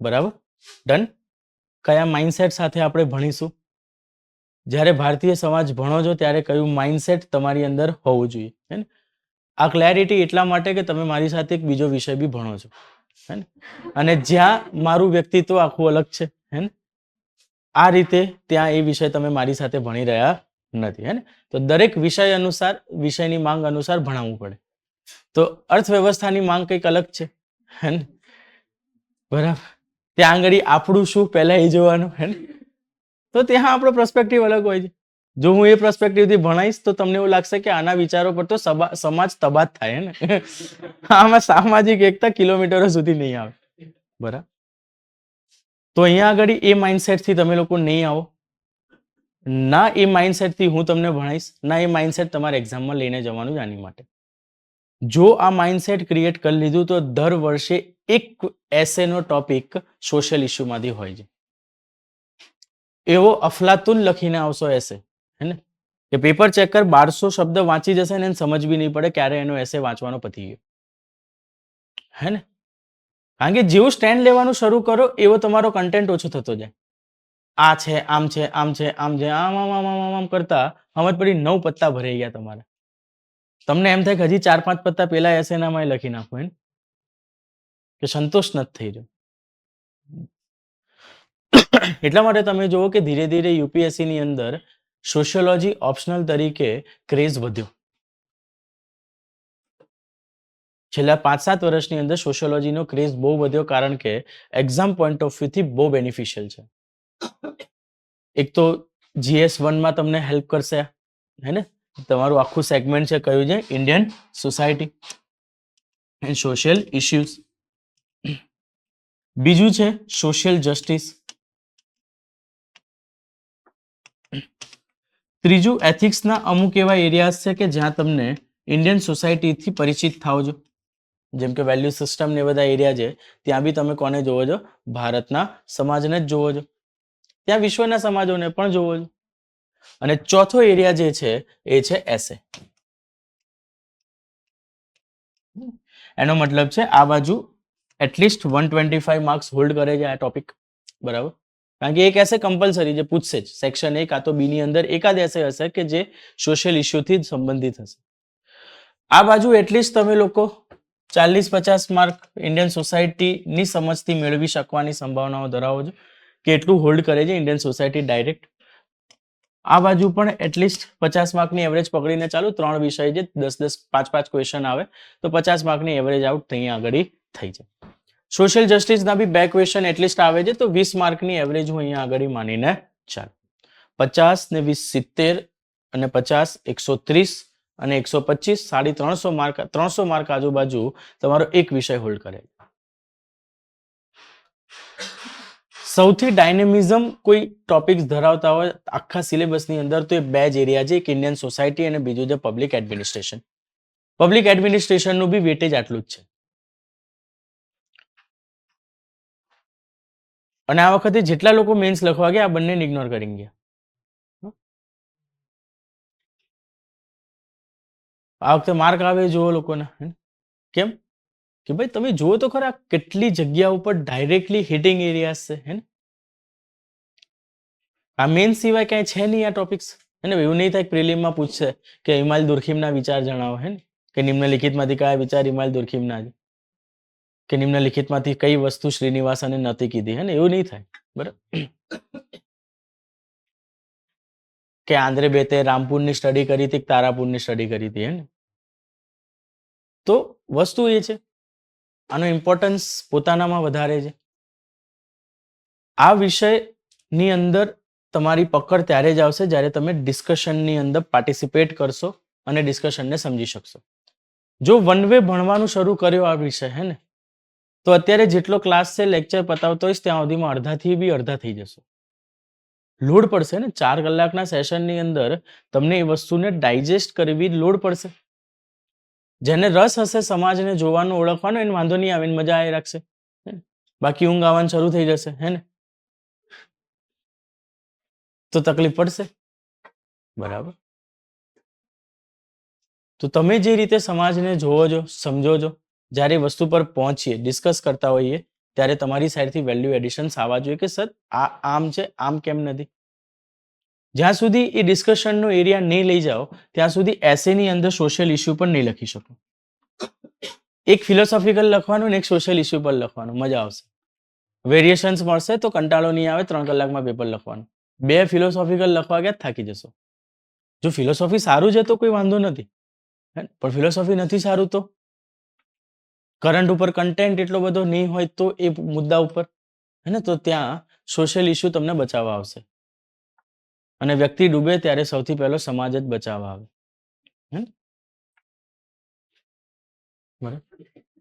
કારણ કે તમે સમાજથી ઘેરાયેલા છો. તમામે તમામ એકાઈઓ સમાજ જ છે. શૈક્ષણિક સંસ્થાઓ બી સમાજનો જ ભાગ છે. તો ઘણા લોકો મૂવીઝની અંદર કે સમાજે મારી માટે શું કર્યું હે, ભાઈ તારું અસ્તિત્વ જ કોના ઉપર છે? સમાજ પર છે હે ને. તો આજ પછી એવો ડાયલોગ નહીં મારવાનો કે સમાજ શું છે. સમાજ બહુ બધું છે, હમણાં ખબર પડશે ભણશો એટલે. કશું નહીં તો 300 માર્ક તો છે જ સમાજ હે ને. પ્રત્યક્ષ અને પરોક્ષ રીતે તો 300 માર્ક સુધી તો તમને પહોંચાડે બરાબર. ચલો સિલેબસમાં એન્ટર થઈએ, કેટલા ટોપિક્સ ભણીશું, શું ભણીશું એની અંદર એને સમજવાનો પ્રયત્ન કરીએ. સૌથી પહેલો ટોપિક છે introduction to Indian society. Introduction to Indian society, ભારતીય સમાજનો પરિચય બરાબર. આની અંદર સૌથી પહેલો ટોપિક જે જોઈશું એ છે ભારતીય સમાજની લાક્ષણિકતાઓ. ભારતીય સમાજની લાક્ષણિકતાઓ.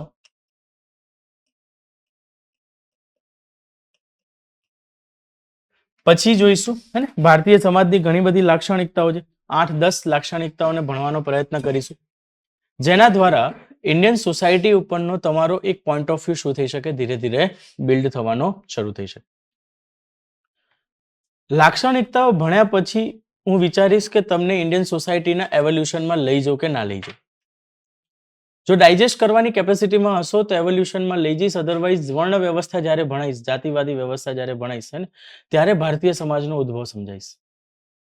કારણ કે ત્યાં પહોંચીશું ત્યાં સુધીમાં લગભગ તમે એને આ વિષયને સેન્સ કરતા શીખશો. કારણ કે આ વિષય જ પહેલી વખત તમે જોવો છો, આ વિષય જ પહેલી વખત ભણો છો. અને હમણાં હું તમને પ્રી હિસ્ટોરિયન એરામાંથી શરૂ કરું ભારતીય સમાજ ભણાવવાનું હે ને.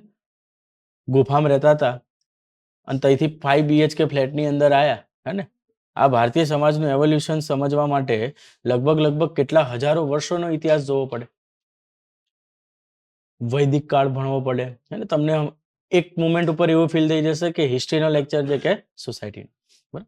એટલા માટે થઈને આપણે એને જો કેપેસિટી લાગે છે તો અત્યારે ભણીશું, અધરવાઇઝ આગળ જઈને વર્ણ વ્યવસ્થાની અંદર એને જોઈશું બરાબર.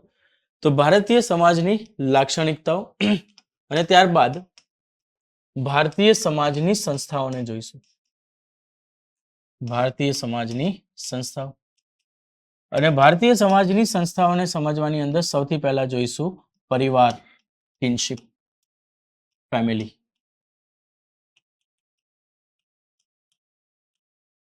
કિનશિપ બરાબર. સૌથી પહેલો ટોપિક જ આ ભણીશું કે ભારતની અંદર પરિવાર વ્યવસ્થા કેવી છે, કેટલા પ્રકારની પરિવાર વ્યવસ્થાઓ જોવા મળે છે, વ્યવસ્થાઓના આધાર પર હે ને આજના કન્ટેમ્પરરી ઇન્ડિયન સોસાયટીની અંદર પરિવારને લઈને કઈ સંબંધિત સમસ્યાઓ છે કે ભાઈ અહીંયા આગળ આપણે જોઈ શકીએ છીએ કે ક્યાંક ને ક્યાંક સમાજ પરિવર્તિત થઈ રહ્યો છે, સમાજ કન્ઝમ્પશન બાજુ આગળ વધી રહ્યો છે, જેના કારણે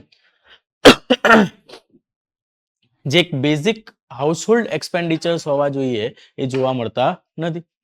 ઇન્ડસ્ટ્રીયલ સોસાયટીના કારણે આપણને જોવા મળે છે કે ભાઈ ફાસ્ટ ફૂડ વાળું કલ્ચર તમારા અને મારા જીવનની અંદર વધ્યું અને આ જ ફાસ્ટ ફૂડ વાળા કલ્ચરની ઉપર યુપીએસસી 2025 મેઇન્સની અંદર પ્રશ્ન હતો.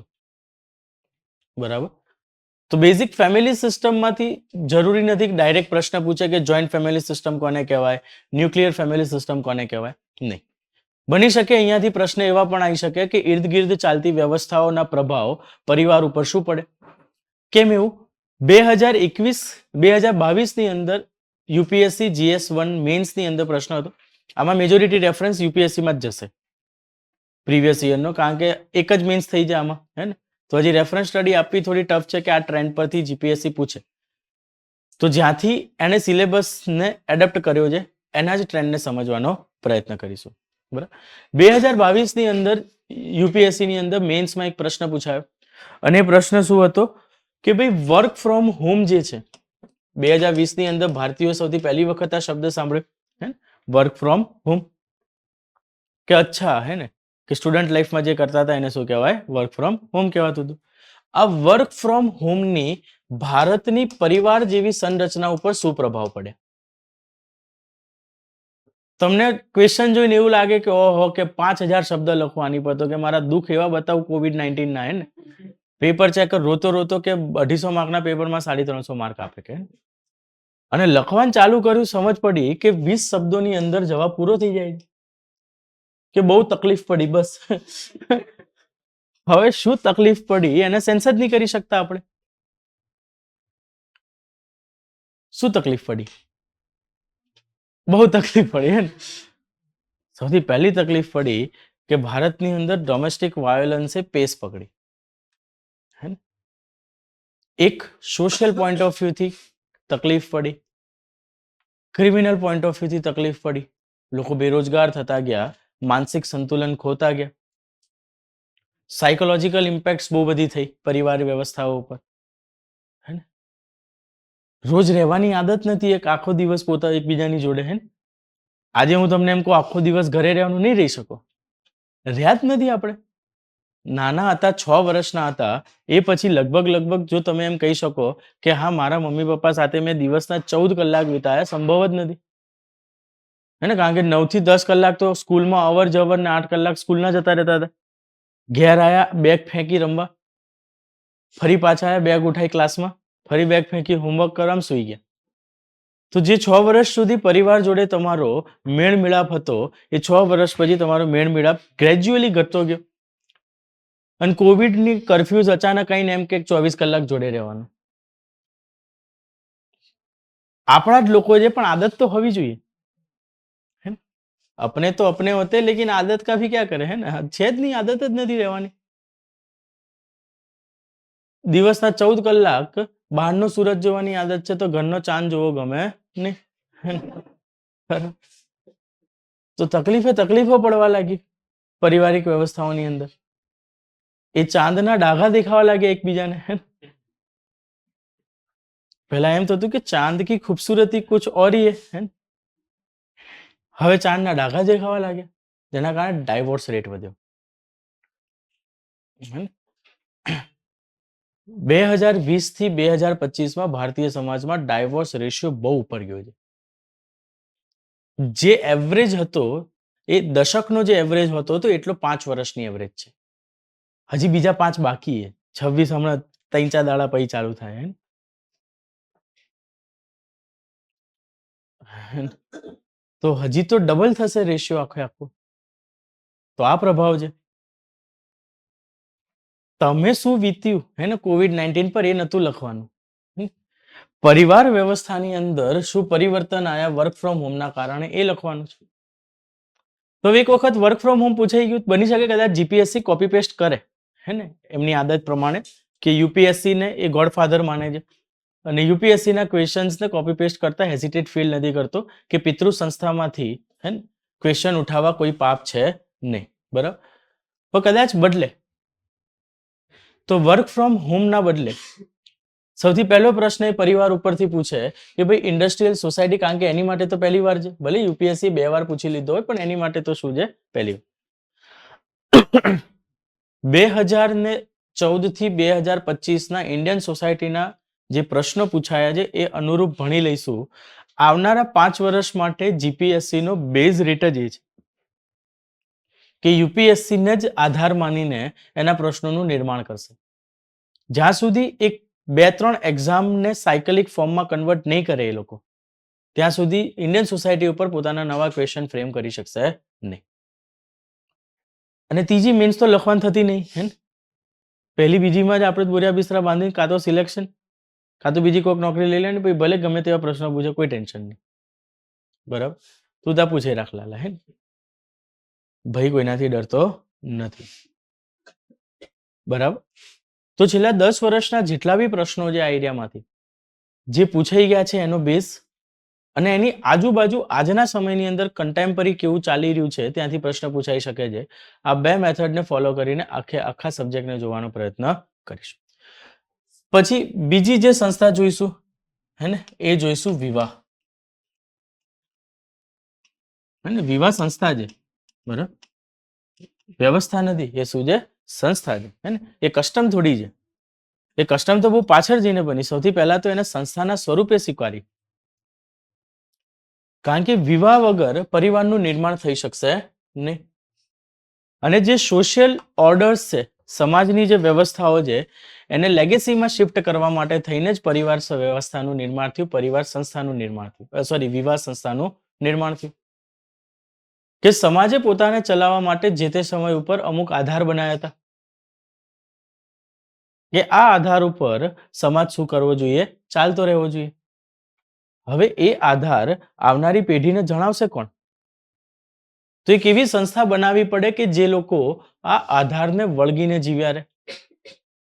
એટલા માટે તમે જુઓ કે તમારા પેરેન્ટ્સ તમને એક સ્ટેટમેન્ટ બોલતા હશે, લગ્ન તો કરવા પડે કે અમે કર્યા હતા, તમારે કરવાના.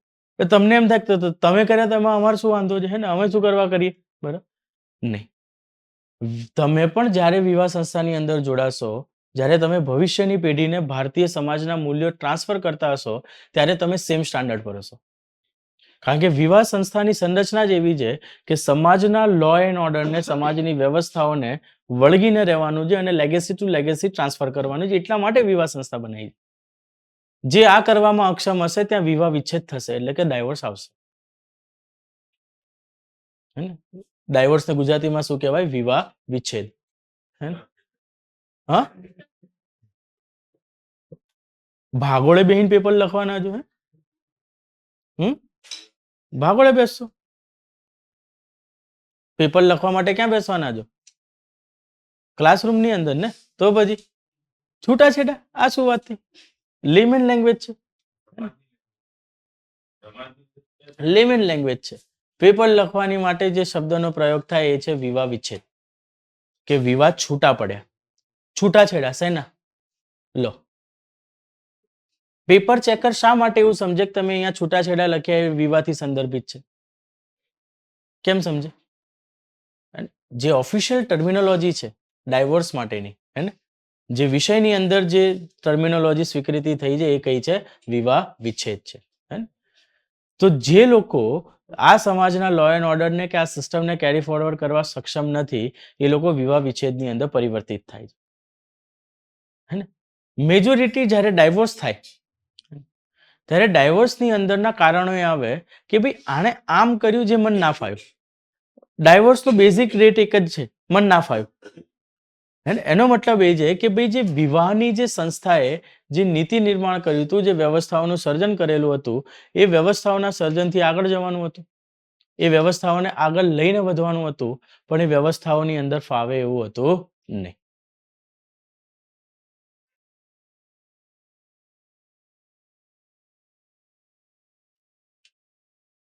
હું લખો હોલા એટલો જ મેં લખાયો નહીં જેટલી વારથી તમે લોકો લખી રહ્યા હે ને? 4 લાઈન લખાઈ છે મેં માંડ.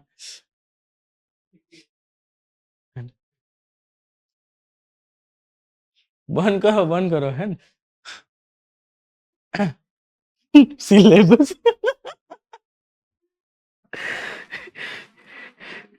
છેલ્લી 8 મિનિટથી લખી રહ્યા સિલેબસ હે ને. ઓકે નેવરધીલેસ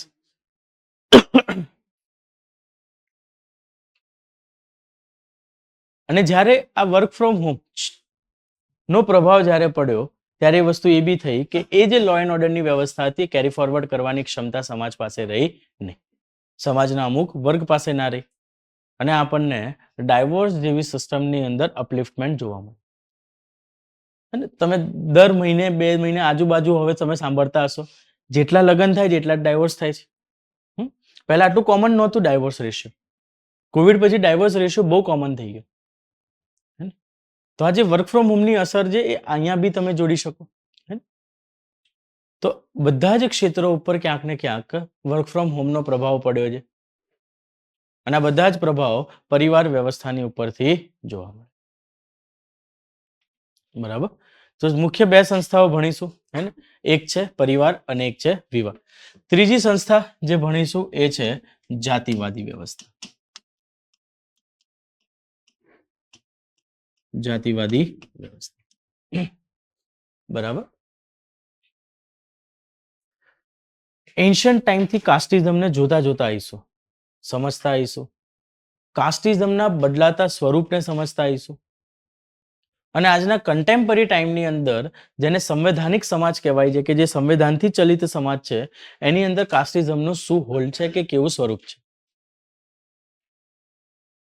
લગભગ 6-1 કલાક સુધી કાસ્ટિઝમ ભણીશું. 6-1 કલાક પછી દિમાગને એવા દ્વાર ખુલી જશે કે કદાચ મેજોરિટી ક્લાસની અંદર એ વેલ્યુ સિસ્ટમ ચેન્જ થશે. તમે અત્યાર સુધી જે કાસ્ટિઝમને જોતા આવ્યા છો અને 6 કલાક પછી જ્યારે તમે કાસ્ટિઝમને જોશો હે ને, જમીન આસમાનનો ફરક હશે. કારણ કે કાસ્ટિઝમ શું છે કેવી રીતે છે એ આપણને ક્યારે બતાવ્યું જ નથી. તમારું અને મારું અપબ્રિંગિંગ એના કન્ટેમ્પરરી ઇસ્યુથી થયું છે.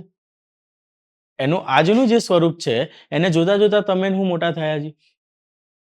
એનું ભૂતકાળ કેવું હતું એ આપણે ક્યારે બી જોઈ શક્યા નથી. તો જાતિવાદી વ્યવસ્થાને બહુ સારી રીતે સમજવી જરૂરી છે કારણ કે ઇન્ટરવ્યુની અંદર બી ઘણી વખત પ્રશ્નો પૂછાય છે અને જ્યારે ઇન્ટરવ્યુ લેતા હોય ત્યારે વિદ્યાર્થીને પૂછે ને જાતિવાદી વ્યવસ્થા ઉપર ત્યારે જે જવાબ આપે ને આપણને એમ થઈ જાય ભૂલથી ઓફિસર બની ગયો ને તો દાવ છે. આટલું તબાહ છે, આનાથી વધારે તબાહ કરશે આ લોકો. એમને ખબર જ નથી હોતી કે એ લોકો કેટલું બાયસ અને કેટલું ડેન્જર સ્ટેટમેન્ટ આપીને બેઠા છે પેનલની સામે જાતિવાદી વ્યવસ્થા. જો પેનલ ઈચ્છે તો 20 મિનિટની અંદર એને રોડાઈને ઉભો કરી શકે એ મોમેન્ટ ઉપર. એવું સ્ટેટમેન્ટ હોય લોકો. And they are very normal. એમાં એમનો વાંક છે જ નહીં. એમણે જાતિવાદી વ્યવસ્થાને જોઈ જ એવી રીતે જ આજના સમયમાં ભારતમાં કે સમજી જ નથી શકતા કે કોર ઇશ્યુ છે કે. અને જો એક સામાન્ય નાગરિક બી આજના દ્રષ્ટિકોણથી વાત કરે અને તમે જે ઇન્ટરવ્યુની અંદર પહોંચ્યા છો કાલ ઉઠીને બ્યુરોક્રેટ બનાવવાના છે, જો તમે બી એ જ સામાન્ય દ્રષ્ટિકોણથી વાત કરે તો તમારી જરૂર શાસનને છે નહીં. એટલે શાસન તમને સોરી કહે છે પણ એ સોરી કેવી રીતે કહે છે ઓછા માર્ક આપીને કે ઇન્ટરવ્યુ કેટલા મળ્યા 22, ઇન્ટરવ્યુ કેટલા મળ્યા 11, કેટલા મળ્યા 20. જે ઇન્ટરવ્યુ લેનાર છે એને તમે એપ્રોચેબલ નહીં લાગ્યા એટલે આવા એકદમ ચિલ્લર માર્ક તમને વેચતા ફરશે. તમને એવું થાય મેં તો બધા જવાબ આપ્યા હતા, તમે એપ્રોચેબલ જ નતા સહેજ બી. તમારે જનરલ સ્ટડીઝની અંદર સારા માર્ક હોવાનો મતલબ એ થોડી કે તમને કાલ ઉઠીને ડેપ્યુટી કલેક્ટર બનાવી દે સંસ્થા સમાજ કે ભાઈ સરકાર હે ને કે કાલથી તમે ડેપ્યુટી કલેક્ટર. સમજ પડી કે આ ડેપ્યુટી કલેક્ટર જાતિવાદી વ્યવસ્થાથી પ્રભાવિત વ્યક્તિ આવ્યો અને એની ઓફિસની અંદર જ્યારે આના કેસીસ આવે છે ત્યારે બાયસ થઈને સ્ટેન્ડ લેતા સહેજ બી અચકાતા નથી કારણ કે હવે તો શક્તિ છે. સામાન્ય નાગરિક તરીકે જો ના અચકાયા અને જો ઓફિસર બનીને નહીં અચકાઈ રહ્યા તો તેમાં બહુ પ્રભાવ છે, બહુ ડિફરન્સીસ છે. તમે જાતિવાદી વ્યવસ્થાને કેવી રીતે જોવો છો એના કરતા જે લોકો આજે કલ્યાણકારી રાજ્યની કે સમાજની સ્થાપના કરી રહ્યા છે એ લોકો જાતિવાદી વ્યવસ્થાને કેવી રીતે જોવે જે વધારે પ્રભાવશાળી છે. તો ક્યાંક ને ક્યાંક જાતિવાદી વ્યવસ્થાને પણ સમજવાનો અહીંયા આગળ પ્રયત્ન કરીશું. એ જ આધાર ઉપર એક બીજા ઇસ્યુને જોઈશું, હે ને, જેને કહેવામાં આવે છે નૃજાતીયવાદ. નૃજાતીયવાદ, રેસિઝમ.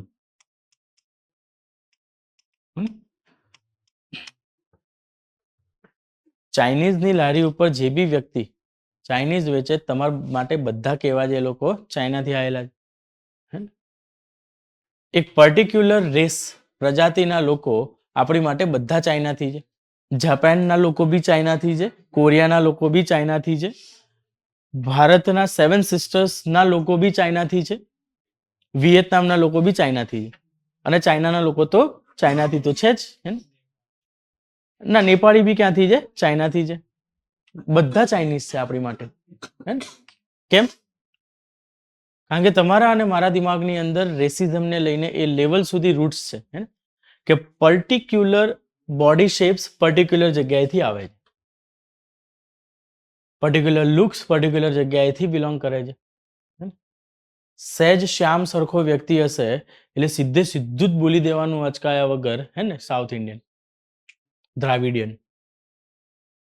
તમે ને હું મિક્સ બ્રીડ છે.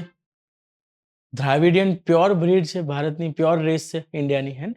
તમે ને હું આર્યન્સ અને જે મિક્સચર થયું, જે અપર લેન્ડ ઉપર જે લોકો રહેતા હતા, હે ને, ત્યાંથી જન્મેલા લોકો છીએ આપણે, હે ને? તો આપણે બહાર વટ્યા કહેવાય, એ લોકોની જમીન પર રહીએ, છે ને?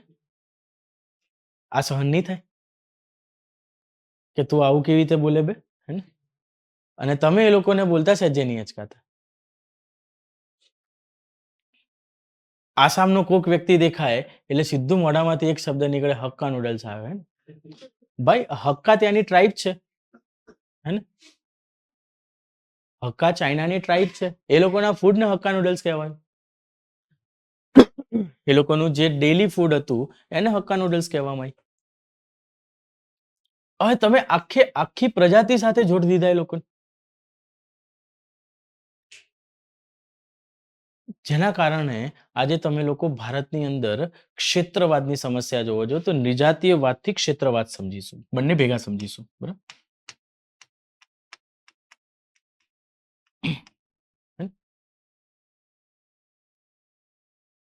અને આવું એવું નહીં કે તમારે એકલા જોડે થાય, ઓફિસર્સ બની ગયા પછી બી આ સમસ્યા છે. 2017 નો ઇન્સિડન્ટ છે. એક ડિસ્ટ્રિક્ટ મેજિસ્ટ્રેટ સાહેબ બેઠા હતા આસામની અંદર, અને કોઈ એક એજેડ લેડી આયા હશે. હવે એ એજેડ લેડી જે હતા, એ એજેડ લેડીનો કન્સર્ન એ હતો કે એમના આધાર કાર્ડની અંદર કોઈ પ્રોબ્લેમ હતી. તો એ ડીએમ સાહેબ પાસે ડાયરેક્ટ પહોંચી ગયા, કારણ કે એમને જાણ નથી કે ભાઈ ડીએમ સાહેબને નાની અહીંયા કોઈ બહુ ખાસ લેવા દેવા નથી. નીચેના કર્મચારીઓ એવા અવેલેબલ છે કે જે લોકો આધાર કાર્ડની સમસ્યા દૂર કરે છે. પછી પાછળ જતા ખબર પડી કે ત્યાં ગયા હતા પણ એમને એટલું પોઝિટિવ રિસ્પોન્સ ના મળ્યો, એટલા માટે ડીએમ સાહેબ પાસે ગયા. હવે ડીએમ સાહેબ પાસે ગયા, બેઠા, વાતચીત કરી કે સર આ પ્રોબ્લેમ છે, આ તે. હવે ડીએમ સાહેબ એવું બોલ્યા કે ભારત સરકાર ચાઇનીઝ સિટીઝનને ક્યારથી આધાર કાર્ડ આપવા લાગી? Can you understand the statement? એક ડીએમ, હે ને, એ બી આસામના, અને સ્ટેટમેન્ટ આપે છે કે ક્યારથી ભારત સરકાર ચાઇનીઝ સિટીઝન્સને શું કરવા લાગી છે? આધાર કાર્ડ આપવા લાગી. એ લેડીએ કેસ કર્યો, કાઢી મૂક્યા સાહેબને, ઘણા વર્ષો સુધી સસ્પેન્ડ રહે. તમને મને ખબર બી નથી, અને તમે ને હું નૃજાતીયવાદ અને ક્ષેત્રવાદના ભોગ છીએ. તમે ને હું રૂટીનની અંદર એટલા ક્ષેત્રવાદને પ્રમોટ કરીએ છીએ જેના વિશે ખ્યાલ જ નથી, હે ને? મેહોણી છે, કાઠિયાવાડી છે, પૂર્વીય ગુજરાતથી છે, એ લોકોના સ્લેંગ વર્ડ્સ છે. યુપીનાથી આવેલા વ્યક્તિઓ માટે સ્લેંગ વર્ડ્સ છે, બિહારથી આવેલા વ્યક્તિઓ માટે સ્લેંગ વર્ડ્સ છે. તમારું અને મારું, હે ને, રૂટીન લાઈફની અંદર એ લોકોને બોલાવવું બહુ સામાન્ય છે. મેં તો સોશિયોલોજી ભણ્યો પછી મેં તો બંધ કરી દીધું છે, પણ તમારા બધાની અંદર તો હું જોઉં છું, હે ને? ઘણી વખતે આ ક્ષેત્રવાદ મેં લેક્ચર્સમાં જોયેલા છે, બરાબર? તમને ખ્યાલ બી નથી હોતો ને તમે બોલી જાઓ છો, એકદમ નિર્દોષ ભાવે બોલી જાઓ. તમે ઇન્ટેન્શનલી નથી બોલતા. જો ઇન્ટેન્શનલી બોલતા હોત તો રોકે જ, હે ને? પણ તમે ઇન્ટેન્શનલી નથી બોલતા બધા. તમે ભોગ બન્યા છો સમાજનો, હે ને? સમાજની આ વ્યવસ્થાથી તમે ને હું દૂર નથી રહી શકે. ક્યાંક ને ક્યાંક આ વસ્તુ એ લેવલના ક્ષેત્રવાદને જન્મ આપે છે કે જેની તમે કલ્પના બી ના કરી શકો. અને ક્ષેત્રવાદ એટલું ભયંકર દુશ્મન છે કોઈ સમાજ માટે, હે ને? 2021 કે 22 ની અંદર એક રેપનો ઇન્સિડન્ટ થયો ગુજરાતમાં. And that was the done by the outsider of the Gujarat, હે ને? એક બિહારના વ્યક્તિએ એ રેપ કર્યો, હે? હવે ગુજરાતમાં અમદાવાદ ને અમુક મોટા મોટા સિટીઝની અંદર એ લેવલનો રોષ ભરાયો, હે ને? કે એ સ્ટેટની જેટલા છે પકડી પકડીને મારે છે. This is also the regionalism ક્ષેત્રવાદ. તો જો આ સાચું છે તો બાંગ્લાદેશમાં ચાલતી અત્યારે જે હત્યાકાંડ છે એ બી સાચી છે. જો તમે એ વ્યક્તિને જ્યારે મારતા હતા, એ સમાજના કે રાજ્યના લોકોને જ્યારે ગુજરાતની અંદર માર પડી રહ્યો હતો, મારવામાં આવી રહ્યા હતા, અને જો આપણે એને જસ્ટિફાય કરીએ છીએ તો બાંગ્લાદેશની અંદર ચાલતી આજની પ્રક્રિયાને તમારે કમ્પલસરી જસ્ટિફાય કરવી જ પડશે કે આ બરાબર થઈ રહ્યું છે આપણી જોડે. કરી શકશો ખરા? નથી. શક્તિ જ નથી.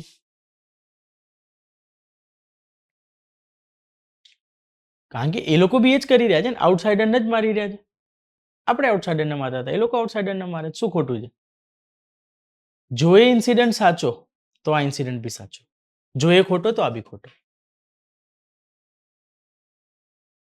આને કહેવાય ક્ષેત્રવાદ. તમને ખબર જ નથી કે તમે કઈ રીતે એક ગુજરાતી હોવાના ગર્વને ગુજરાતી હોવાના અભિમાનમાં પરિવર્તિત કરી દીધું. દરેક રાજ્યની સમસ્યા છે. હું દિલ્હી હતો તો હું ઘણી વખત એક ક્ષેત્રવાદનો ભોગ બનતો, હે ને? મારા જે બધા ભાઈબંધો હતા એ બધા યુપી, બિહાર, ઝારખંડથી હતા, ત્યાં છત્તીસગઢથી હતા.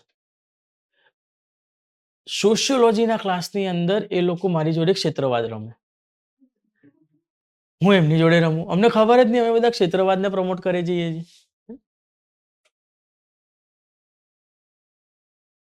હવે લખનૌથી જે વ્યક્તિ હતો હું એને એમ કહું કે આવો નવાબ સાહેબ આવો, હે ને? હવે પેલો મને કે આવો ફાફડા જલેબી આવો, હે ને? હવે ચાલુ છે, ધામધૂમથી ચાલુ છે. અમારા સર જોવે બી છે સોશિયોલોજીના, હે ને? એક શબ્દ નથી બોલી રહ્યા. અને એ દિવસ આવ્યો કે જ્યારે ક્ષેત્રવાદ ભણાવવાનું હતું, હે ને? લિટરલ સેન્સમાં અંદર આમ ગિલ્ટ ફીલ થઈ ગયું હતું એ મોમેન્ટ ઉપર કે શિટ યાર, શું કરી રહ્યા છીએ, હે અમે લોકો? આટલી ખરાબ આદતો સાથે કેવી રીતે ઓફિસર બનશું, હે ને? તો એ દિવસે તો ઉમ્મીદ બી મૂકી દીધી કે નહીં, આ આપણે નહીં લાયક, હે ને? ઓફિસર બનવાના જ લાયક નહીં. ના બને. આપણે બન્યા ને તો દેશ ઓર તબાહ છે. હે ને? કે માંડ માંડ એ સ્ટેટમેન્ટ ચેન્જ થયું છે કે ભારત એક ગરીબ રાષ્ટ્ર છે, હે ને? અને આપણે ગયા તો ફરી એ સ્ટેટમેન્ટ લાઈને માનીશું કે ભારત એક ગરીબ રાષ્ટ્ર છે. અને આ જ ક્ષેત્રવાદથી આગળ ચાલતા થઈને ભાષાવાદના ઝઘડા ઉત્પન્ન થાય છે. આ ત્રણે એક સાથે જોઈશું. મરાઠી બોલો, ગુજરાતી બોલો, હે ને? ગુજરાતીઝ આર ટેકિંગ પ્રાઉડ, હે ને? કે અમે લોકો બધાને સ્વીકારીએ છીએ. મહારાષ્ટ્રીયન્સ આર લાઈક કે ભાઈ અમે બી આર્થિક રીતે બધાને સ્વીકારીએ છીએ, હે ને? બસ આના આધાર ઉપર ભાષાવાદના ઝઘડા ઉત્પન્ન થયા. તમે જુઓ કે આજે ભારતનું જે વિભાજન છે, હે ને? એ વિભાજન બે જ રીતે છે. વિધ્યાંચલથી ઉપર અને વિંધ્યાંચલથી નીચે. અને આ જે ઉપર નીચે વાળી વિભાવનાનો જન્મ થયો એ જ ભાષાવાદ છે. હે ને? કે ઉપરની બાજુનો આખો બેલ્ટ કયો છે? હિન્દી સ્પોકન બેલ્ટ છે. અને આ બાજુનો બેલ્ટ આખે આખો એ લોકોનો દ્રાવિડિયન સ્પોકન બેલ્ટ છે. એમની પોતાની રિજિયોનલ લેંગ્વેજીસ છે. હે ને? તો હવે કોણે શું શરૂ કર્યું એની ઉપર અત્યારે ડિસ્કશન ચાલે છે કે પહેલા તમે કર્યું, પહેલા તમે કર્યું. નોટ ઇવન તો ગવર્મેન્ટ, હે ને? ગવર્મેન્ટ બી આજે વાતચીત નથી કરતી કે ભાઈ અહીંયા આગળ આને સોર્ટ આઉટ કરો.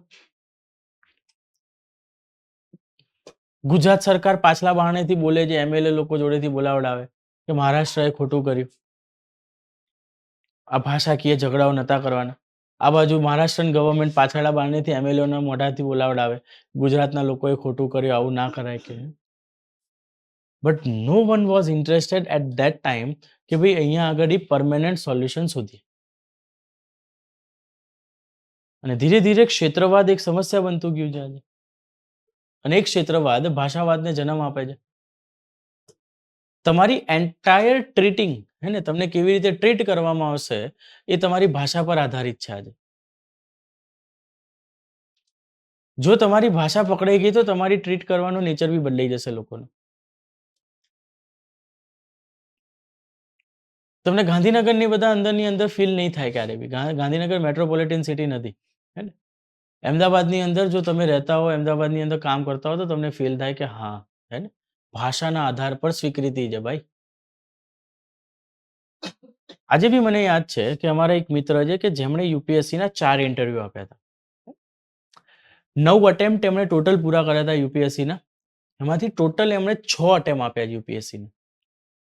બરાબર. એટલા હોશિયાર વ્યક્તિ છે. અને અમે બધા સ્વીકારીએ કે ભાઈ અમારા એન્ટાયર કોલિગ સર્કલની અંદર અમે કોઈ એમની આજુબાજુ બી નથી કદાચ. એટલા વિદ્વાન ને એટલા હોશિયાર વ્યક્તિ છે. બરાબર.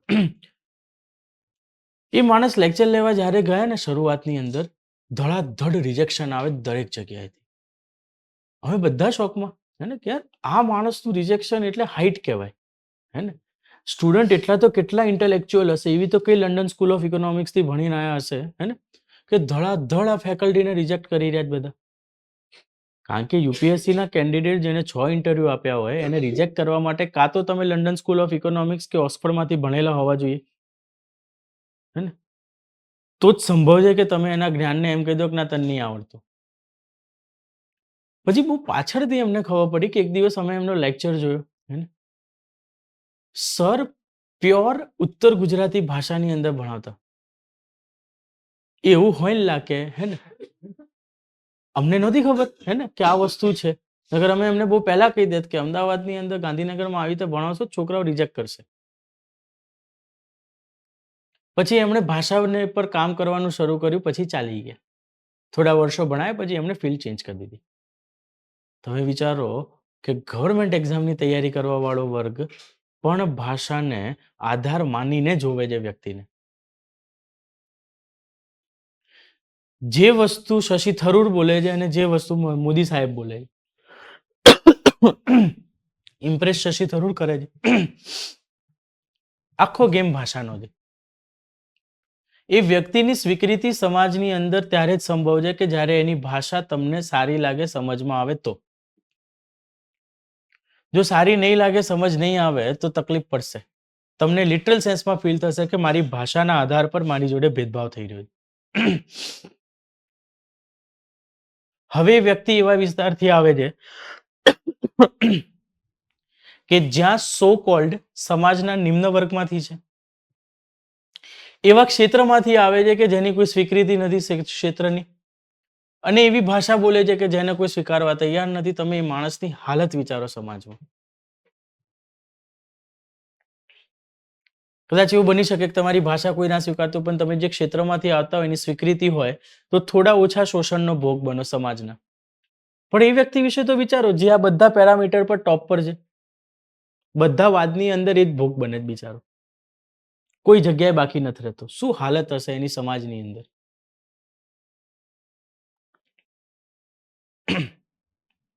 એટલા માટે હું હંમેશા એક વસ્તુ માનું કે તમે જે બોલો છો, જે કરો છો સમાજની અંદર, એક ઉંમર પછી, હે ને, એનું જ્ઞાત તમને હોવું જોઈએ.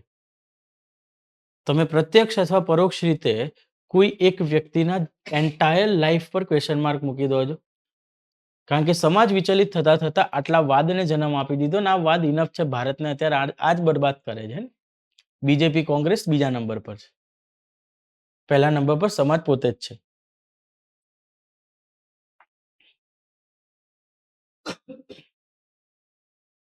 સિરિયલોની અંદર પણ આ બધી જ વસ્તુઓ એપ્લાય થઈ રહી છે. તમે હું હસીએ છીએ જ્યારે જેઠાલાલ અય્યરને ઇડલી કહીને બોલાવે છે.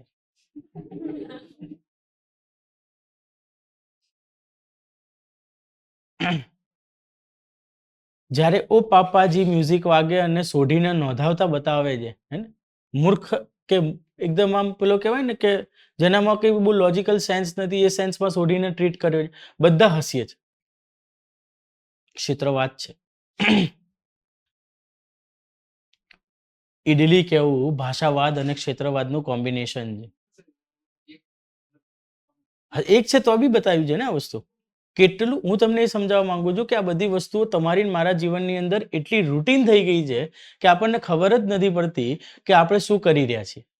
આટલા મોટા પ્રોડ્યુસરને પણ ખબર નથી પડતી કે શું કરી રહ્યા છે. હું ક્યારે બી સમાજની અંદર કોઈ ઘટનાની કોઈ ક્રિયા થાય છે, કોઈ ઘટિત થાય છે, હે ને, હું એમાં વ્યક્તિનો વાંક માનતો જ નથી. એને ખબર જ નથી એ શું કરે છે. તમને ખબર જ નથી કે તમારું આ સ્ટેટમેન્ટ ભાષાવાદને પ્રોત્સાહન આપી રહ્યું છે. તમને ખબર હોય તો કંઈક થાય ને. તમને ખબર જ નથી કે તમારું આ સ્ટેટમેન્ટ ભાષાવાદને પ્રોત્સાહન આપે છે, તમારું આ સ્ટેટમેન્ટ આ વ્યવસ્થાને પ્રોત્સાહન આપે છે. અને જો તમને ખબર નથી ને તમારા મોઢાથી નીકળ્યું તમારો વાંક શું કાઢવું? કોઈ ધોરણે ના કાઢી શકે. આ સમાજની મર્યાદા છે કે જેને હજી સુધી આપણે દૂર નથી કરી શકતા. તો પહેલા ચેપ્ટરની અંદર આવું જ બધું ઇન્ડિયન સોસાયટીનું શું કરીશું, ઇન્ટ્રોડક્શન લઈશું. ત્યાંથી સેકન્ડ ચેપ્ટર ઉપર શિફ્ટ થઈશું અને second chapter is about the role of woman in Indian society. The role of women in Indian society.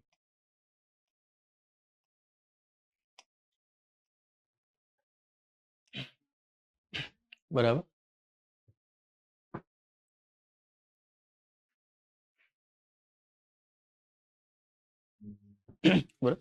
Role of women સોસાયટીની અંદર હે ને ભારતમાં મહિલાઓની પરિસ્થિતિ, ભારતમાં મહિલાઓની પરિસ્થિતિ શું છે અત્યારે, કયા સ્ટાન્ડર્ડ્સ પર આજે આપણને ઇન્ડિયાની અંદર મહિલાઓ જોવા મળે છે. આજની પરિસ્થિતિને જાણવી હોય તો થોડું ભૂતકાળની અંદર જવું પડશે. મેજોરિટી ટોપિકમાં એવું થશે કે પાસ્ટથી આવીશું આપણે, ત્યારે જઈને એના રૂટ કોઝને પકડી શકીશું કે હા કેમ છે. અને જ્યાં સુધી કેમ છે એનો જવાબ નહીં મળે ત્યાં સુધી કેવી રીતે છે અને કેવી રીતે જોવું જોઈએ એનો બી જવાબ મળશે નહીં. અને મારું એક વસ્તુ માનવું છે કે જો કોઈ વિષય ભણો છો તો વ્યવસ્થિત જ ભણવાનું, કે એના રૂટ કોઝ ખબર હશે હે ને, તો આજથી 50 વર્ષ પછી બી કદાચ નોટ્સ ખોલશો તો સમજ આવશે. રાખવાની આ બધી નોટ્સ, ને પાસ થઈ ગયા પછી બી ઘરની અંદર ડેકોરેશનમાં મૂકવાની મહેનત છે ને. બરાબર. સાંજે 4 થી 8 ભારતીય સમાજ ભણવો અને જ્યારે વાઇબ આવી રહી હોય ક્રિસમસ અને ન્યૂ યરની, હે ને, એ સમાજ ઉપર આપણે ભણતા હોઈએ કે ના આવું બધું ના કરાય, ભણાય, હે ને, તો એ રોજ સામે તો આવું જોઈએ કે કેટલું બલિદાન આપ્યું હતું. બરાબર. તો હિસ્ટોરિકલ પોઈન્ટ ઓફ વ્યૂથી ભારતીય સમાજની અંદર મહિલાઓની પરિસ્થિતિને સમજતા સમજતા આવીશું. ત્યાર પછી સરકાર, એનજીઓ, સેલ્ફ હેલ્પ ગ્રુપ્સ દ્વારા તેમની સ્થિતિમાં પરિવર્તિત કરવામાં, તેમની સ્થિતિમાં પરિવર્તન માટે કરવામાં આવેલા પ્રયત્નો, પરિવર્તન માટેના પ્રયત્નો. તો બ્રિટિશકાલીન ભારતથી ઘણા બધા મહિલા સંગઠનો બન્યા, હે ને, કે જેમણે ભારતની અંદર મહિલાઓની પરિસ્થિતિઓને સુધારવા માટેના શું કર્યા છે, પ્રયાસ કર્યા છે. બસ તો કાઇન્ડ ઓફ ફેક્ચ્યુઅલ ઇન્ફોર્મેશન છે, વેલ્યુ એડિશન છે આન્સર રાઇટિંગની અંદર, પણ બધા જોઈશું કોણે શું કામ કર્યું શું નહીં. બ્રીફિંગ જોઈશું, બહુ ડિટેલમાં નહીં જઈએ, હે ને, નગર સમજ પડી કે રોલ ઓફ વુમન જ 40-45 કલાક ચાલી રહ્યું છે ને, કોઈ મતલબ નહીં એટલું. તો એને જોવાનો પ્રયત્ન કરીશું કઈ કઈ સંસ્થાઓ છે, શું છે આજની ભારતની અંદર, આજે કઈ કઈ સંસ્થાઓ એવી લીડિંગમાં છે કે જે લોકો વિમનના ડેવલપમેન્ટ માટે અને એમને મુખ્ય ધારામાં લાવવા માટેના શું કરી રહ્યા છે, પ્રયત્નો કરી રહ્યા છે. અને એના પછી ફેમિનિઝમને ભણીશું, હે ને. તો આજના ફેમિનિઝમની ધજા ઉડાવી નાખીશું, હે ને, કે જેને સુડો ફેમિનિઝમ કહેવામાં આવે છે, હે ને, તથા કથિત નારીવાદી વિચારધારા છે કે આ વિચારધારાના આધાર ઉપર નારીનું ઉત્થાન ક્યારેય ના થાય, ઉલટાના શોષણનો ભોગ ઓર વધે. બેઝિકલી ફેમિનિઝમનું રાઇઝિંગ કેમ થયું કઈ પરિસ્થિતિઓના આધાર ઉપર ફેમિનિસ્ટ લોકોએ હે ને પોતાની માંગ મૂકી અને આજના સમયની અંદર ભારતમાં કઈ રીતે નારીવાદી વિચારધારા કાર્યરત છે અને કેવી રીતે હોવી જોઈએ. જો એ રીતે નહીં થાય તો ભારતની અંદર નારીવાદી વિચારધારાનો અંત આવી જશે. 2019માં કોંગ્રેસના કોઈક લીડર હતા, ફિમેલ લીડર હતા, એક્ઝેક્ટ હું એમનું નામ ભૂલું છું, મને યાદ નથી આવતું બેનનું. એ પબ્લિક કોન્ફરન્સ પર હતા, એક જગ્યા ઉપર પબ્લિક પ્લેટફોર્મ પર બેઠા હતા and she was criticising the steps of the central government. એ સમયે તો બીજેપી ગવર્મેન્ટ હતી. તો બીજેપી ગવર્મેન્ટે ક્યાંક ને ક્યાંક, જો તમને ખ્યાલ હોય તો, ચૂલાને હટાવવાનો પ્રયત્ન કર્યો રસોઈ ઘરમાંથી. એક્ઝેક્ટલી કઈ યોજના હતી? ઉજ્જવલ યોજના. બરાબર, ચલો, ખૂબ સરસ ખ્યાલ છે. ઉજ્જવલ યોજનાની અંદર એ વખતે જ આજુબાજુ જ આવી હતી એ સમયે, હે ને, અને સરકારે બહુ પ્રમોટ કરી. એને એ વખતે કોંગ્રેસના એ લીડરનું સ્ટેટમેન્ટ હતું કે ભાઈ અહીંયા આગળ ચૂલાની અંદર પરિવર્તન કરવા પાછળ પ્રાઇમ મિનિસ્ટરનું વિઝન એ છે કે મહિલાઓ ઘરની બહાર ના નીકળે.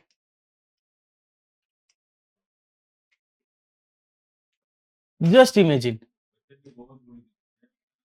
જયા બચ્ચન બોલી હતી, હે ને? ઓકે, ડન, બરાબર, ચલો. તો એઝ યુઝ્યુઅલ તો બરાબર છે, હે ને? ઇન્ટેલેક્ચ્યુઅલિટી પ્રમાણે બરાબર છે.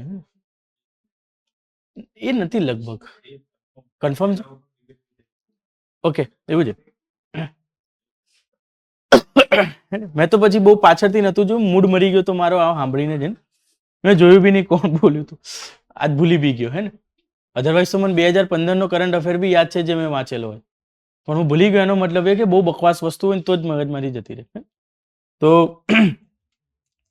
આ સ્ટેટમેન્ટ ક્યાં સુધી યોગ્ય છે? શું યોગ્ય કહેવાય? અચ્છા, હા, તો ઠીક છે. કોઈ ધોરણથી યોગ્ય ના કહી શકો. હવે તમે શું ઈચ્છો છો કે ભારત સરકાર આ મહિલાઓને બોર્ડર ઉપર મૂકે, AK-47 આપીને કે ચલાવો ગોળી? What do you expect from the government? ભાઈ, જે વ્યક્તિને જે સંસાધનની જરૂર છે ત્યાં પહોંચાડવાનો પ્રયત્ન છે. અને જ્યારે સંસાધનો સુધી પહોંચ સુનિશ્ચિત થાય ત્યારે જ મુખ્ય ધારામાં આવા એવું અર્થવ્યવસ્થાની અંદર ભણ્યા છીએ આપણે. તો જ ઇન્ક્લુઝિવ ગ્રોથ અને સસ્ટેનેબલ ડેવલપમેન્ટ થઈ શકે. અધરવાઇઝ તો સસ્ટેનેબલ ડેવલપમેન્ટ સંભવ છે નહીં. પણ નારીવાદી વિચારધારાને અહીંયા બી સમસ્યા. આજની જે તથાકથિત નારીવાદી વિચારધારા છે, હે ને, બહુ ખોટી છે. એવું નહીં કે હું એક પુરુષ તરીકે બોલું છું, હે, હું પોતે નારીવાદી વિચારધારાથી પ્રભાવિત વ્યક્તિ છું. કે ફેમિનિઝમની અંદર વ્યવસ્થિત 4-5 કલાક ડિબેટ થાય તો વાંધો ના આવે, ઇનફ કન્ટેન્ટ. પણ તકલીફ શું છે? મારી તોડીને ગમે તે ભેગું કરીને બોલવું એના કરતા વ્યવસ્થિત બોલો, હે ને. આજનું નારીવાદ વિચારધારા મારી તોડીને કઈ બી બોલવાનું. ઈશા ગુપ્ત પેલી કઈ હિરોઈનનો એક વિષય ઉભો થયો હતો કે 5 લગ્ન કરે, 5 લોકોને લઈને બી ફરે કોઈ સ્ત્રી, તો તમને શું વાંધો છે? હે ને, કોણ હતી પેલી? અરે, હવે 1-2 વર્ષ પહેલાની વાત છે, લગભગ 1.5-2 વર્ષ. પબ્લિક પ્લેટફોર્મ પર કંઈક ન્યૂઝ ચેનલ, અરે કોઈક શો ની અંદર એ બોલી હતી, નેહા ધુપિયા, હે ને? હા, લગભગ નેહા ધુપિયા હતી, if I am not wrong, હે ને. હવે એવું બોલી કે કોઈ લેડી, હે ને, 5 બોયફ્રેન્ડ બી રાખે તો એનાથી પુરુષને શું તકલીફ હોવી જોઈએ કે તમે નથી રાખતા? અલે, નારીવાદ શું પેલી વસ્તુ તું કરીશ તો હું કરીશ, હે ને? આ તો કઈ લીંબુ ચમચીની સ્પર્ધા થોડી કે તે લીંબુ ચોટાડીને લાવ્યો તો હું ચોટાડીને લઈશ, હે ને? આ સ્પર્ધા છે. નારીવાદી વિચારધારા શું પુરુષ પ્રધાન સમાજની સામે સ્પર્ધામાં ઉતર્યું છે? તો જો નારીવાદી વિચારધારા આ સ્પર્ધા કરતી રહેશે તો ઇવન ધો પેટ્રિયાર્કલ સોસાયટીથી બી ખરાબ પરિસ્થિતિ એમની થઈ જશે. વાદ વિવાદ થોડી છે નારીવાદ, હે ને? નારીવાદ એક જીવનશૈલી પરિવર્તન છે અને જીવનશૈલીમાં પરિવર્તન વાદ વિવાદ લેવાથી ના આવે. જીવનશૈલીની અંદર પરિવર્તન બહુ ગ્રેજ્યુઅલ આવે. અને આ વસ્તુ થઈ અને મને વિશ્વાસ ઉઠી ગયો આજના નારીવાદ ઉપરથી ભારતની અંદર.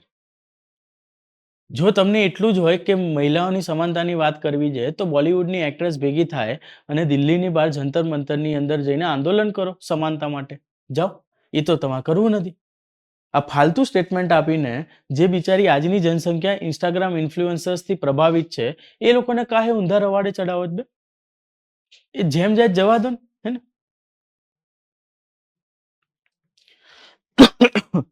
આ વસ્તુ થઈ અને બીજા દિવસે મારે લેક્ચર હતો અને સમહાવ ક્લાસની અંદર હું જઉં એ પહેલા ગરમા ગરમીનો માહોલ થયેલો હતો આ ટોપિકને લઈને. એટલે ક્લાસમાં આવું એટલે મને જનરલી ખબર પડી કે હા આજે કંઈક માહોલ ગરમ છે પહેલેથી, હે ને? કાં તો કોઈક સંસ્થાના જે નિર્દેશક કે કોઈ સર્વિસ કરી ગયું હોય તો માહોલ ગરમા ગરમીનો હોય, કાં તો અંદર અંદર કોઈ એક એવો ઝઘડો થઈ ગયો આવતા પહેલા કે જેના કારણે ક્લાસ 2 વર્ગમાં વિભાજિત છે. તો ફીલ થયું કે ક્લાસ 2 વર્ગમાં વિભાજિત છે આજે. અને આ ગ્રુપિઝમ નહોતું, હે ને? આ પિતૃસત્તાત્મક બનામ નારીવાદનો ઝઘડો હતો, હે ને? તો જનરલી હું તમને રોજ પૂછું ઓલ ગુડ, હે ને? જનરલી મારો ક્વેશ્ચન હોય, બરાબર? તો પહેલા દિવસથી જે દિવસથી હું ભણાવું જે દિવસથી મારી ગ્રીટિંગનો નેચર છે કે ઓલ ગુડ ડસ ઓકે, પછી હું ભણાવવાનું શરૂ કરું. તો પૂછી લીધું એ દિવસે બી ઓલ ગુડ, તો કે ના, હે ને? બહુ સ્પષ્ટ ઉત્તર આવ્યો નારીવાદ બાજુથી, હે ને? યુ વોન્ટ બિલીવ, લગભગ એ દિવસે ક્લાસની અંદર 20 થી 25 ગર્લ્સ હતી અને 30-35 બોયઝ હતા. આ વર્સિસમાં એટલા માટે ચાલતા હતા કે એક વર્ગ કહેતું હતું નેહા ધુપિયા ખોટું બોલી રહી છે અને બીજો વર્ગ એમ છે કે ના નેહા ધુપિયા સાચું બોલી રહી છે. તમને શું વાંધો, હે ને?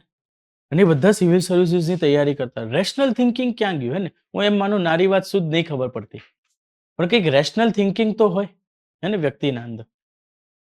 આપણા ઘરવાળા કહેતા પેલો કૂવામાં કૂદે તમે કૂદશો, હે? તો એવી વસ્તુ છે. આજનું નારીવાદ એ છે. આ કૂવામાં કૂદે જ નારીવાદે જઈને કૂદશે. અલ્યા તમને લાયા હતા એટલા માટે કૂવામાંથી બહાર કાઢો, હે ને? તમે સનમ પાછા કૂવામાં લઈ જાઓ છો, હે ને? કઈથી ઉપર આવશો? તમે એક નારીવાદી આંદોલન આજના સમયમાં નહીં જુઓ કે જે એમ કહેતું હોય કે અમને સંસાધનો સુધી પહોંચવા દો. આજનું નારીવાદ અમને આ સંસાધન આપો, પેલું સંસાધન આપો. જો પુરુષ પ્રધાન રાષ્ટ્ર આટલું ઉદાર હોત તો તમારે આંદોલન જ ના કરવા પડ્યા હોત. અને જો પુરુષ પ્રધાન રાષ્ટ્ર જો એમ સંસાધનો વહેંચવા લાગતું હોત, બરાબર, પેટ્રિયાર્કલને બાજુમાં રાખીને, તો નારીવાદનો જન્મ જ ના થયો હોત. નારીવાદનો જન્મ કેમ થયો? ફ્રેન્ચ રેવોલ્યુશન ખ્યાલ છે, હે ને? ફ્રેન્ચ રેવોલ્યુશનની અંદર શું વાત થઈ હતી? સ્વતંત્રતા, સમાનતા અને બંધુત્વતાના આધાર ઉપર હતું. તો એ જે સમાનતાની જે વાત કરી છે, સમાનતા એ લોકોએ મેળવી છે, આપી નથી. ફ્રેન્ચ રેવોલ્યુશનનો આધાર જ એ હતો કે આ ત્રણેય મૂલ્યો એ લોકોએ મેળવ્યા છે, એમને કોઈ આપ્યા નહોતા. તો જ્યાંથી વિચારધારા ઉત્પન્ન થઈ કે જ્યાં ભાવના હતી મેળવવાની અને આજે માંગ કરો છો આપવાની. એટલા માટે ઇન્ડિયન ફેમિનિઝમને સુડો ફેમિનિઝમ કહેવાય છે. નોટ ઇવન તો ઇન્ડિયા, એન્ટાયર વેસ્ટર્ન વર્લ્ડમાં બી આજે ફેમિનિઝમની આ જ હાલત છે. આને પરિવર્તિત કરવું આવશ્યક છે. અધરવાઇઝ ફેમિનિઝમ, હે ને, ક્યાંક ને ક્યાંક જે એક મુવમેન્ટ ચાલતી રહી, હે ને, કે માઇનોરિટીના સપોર્ટની વાત કરો, આ વાત કરો, પેલી વાત કરો, બસ એક એવી સામાન્ય વિચારધારા બનાવીને મૂકી દેશે સમાજ. આજે ફેમિનિઝમ એક કટાક્ષ છે, આઈ ફેમિનિસ્ટ, આઈ ફેમિનિસ્ટ. અને જ્યારે કોઈ પણ વિચારધારા કટાક્ષમાં વપરાવાની શરૂ થઈ જાય એટલે માનીને ચાલવાનું વિચારધારાનું કોઈ પ્રભાવ સમાજ ઉપર નહીં પડે હવે. અને એને પરિવર્તિત કરવું આવશ્યક છે. હું હંમેશા કહું, હે ને, કે જ્યાં સુધી ભારતની અંદર પુરુષ નારીવાદી વિચારધારાની વાત નહીં કરે ત્યાં સુધી સમાનતા નહીં આવે. જો સ્ત્રીને જ વાત કરવી પડે તો ઓલરેડી એ લોકો તો સપ્રેસ ક્લાસ છે, શોષિત વર્ગ છે સમાજનો. વાત કરીને કેટલી કરશે? પુરુષ પ્રધાન સમાજે શોષિત કરી નાખ્યા છે એ લોકોને, હે ને? તો જો એમને જ વાત કરવાના આવશે કોણ સાંભળશે? મને એમ કહો, કોઈ સાંભળશે ખરું? પછી જયા બચ્ચન આવીને બોલવું જ પડે ને, હે ને? કોઈ ઓપ્શન નથી બેન પાસે, સોરી આંટી પાસે, હે ને? બેન એટલા ઉંમર લાયક ને બેન ના કહેવાય. સિનિયર સિટીઝન હે ને? તો ક્યાંક ને ક્યાંક ફેમિનિઝમને જોવાનો પ્રયત્ન કરીશું કે શરૂઆત કેવી થઈ, આજ કેમ છે, શું બદલવાની જરૂર છે, તો બદલવાની જરૂરમાં આપણે કહીશું હા. હે ને? બરાબર. અને છેલ્લે અહીંયા આગળ કન્ક્લુઝિવ રિમાર્ક લઈશું કે ઓવરઓલ કન્ડિશન ઓફ વિમનને કેવી રીતે ચેન્જ કરી શકાય છે આજે ભારતની અંદર. બરાબર. That second topic, role of women in Indian society. અહીંયા કન્ક્લુઝિવ રિમાર્કમાં એમને પોલિસી મેકિંગની અંદર કેવી રીતે લઈ શકાય એ બી જોઈ લઈશું. બસ સિલેબસનો પાર્ટ છે તો અહીંયા લઈશું, ઉપર ક્યાંય નહીં લઈએ. હે ને? પહેલા ઉપર સમસ્યાઓ સમજો, પછી જઈને પોલિસીમાં લેવા માટેનો એક સટીક તમારા અંદરથી આન્સર નીકળશે. બરાબર. ત્રીજો ટોપિક જે ભણીશું એ છે અર્બનાઇઝેશન. અર્બનાઇઝેશન. તો શહેરીકરણ નો અર્થ જાણીશું. પહેલા તો શહેરીકરણની લાક્ષણિકતાઓ જોઈશું અને શહેરીકરણની લાક્ષણિકતાઓને સમજ્યા પછી અહીંયા આગળ શહેરીકરણના પ્રભાવને જોઈશું. બરાબર. એટલીસ્ટ એકાદ પ્રશ્ન લગભગ આવતો હોય છે અર્બનાઇઝેશનથી આજુબાજુથી પૂછાય છે. બરાબર. તો ત્રીજો ટોપિક જે ભણીશું અર્બનાઇઝેશનને ભણીશું. અર્બનાઇઝેશનમાં ઘણું બધું તમને મિક્સ થશે, હે ને? ઇકોનોમી, સોસાયટી ને આ બધી વેલ્યુ સિસ્ટમ ને બધું ફરી ભેગું થશે. બરાબર. ચોથો ટોપિક કે ચોથું ચેપ્ટર જે ભણીશું એ છે ગ્લોબલાઇઝેશન એન્ડ ઇટ્સ ઇમ્પેક્ટ.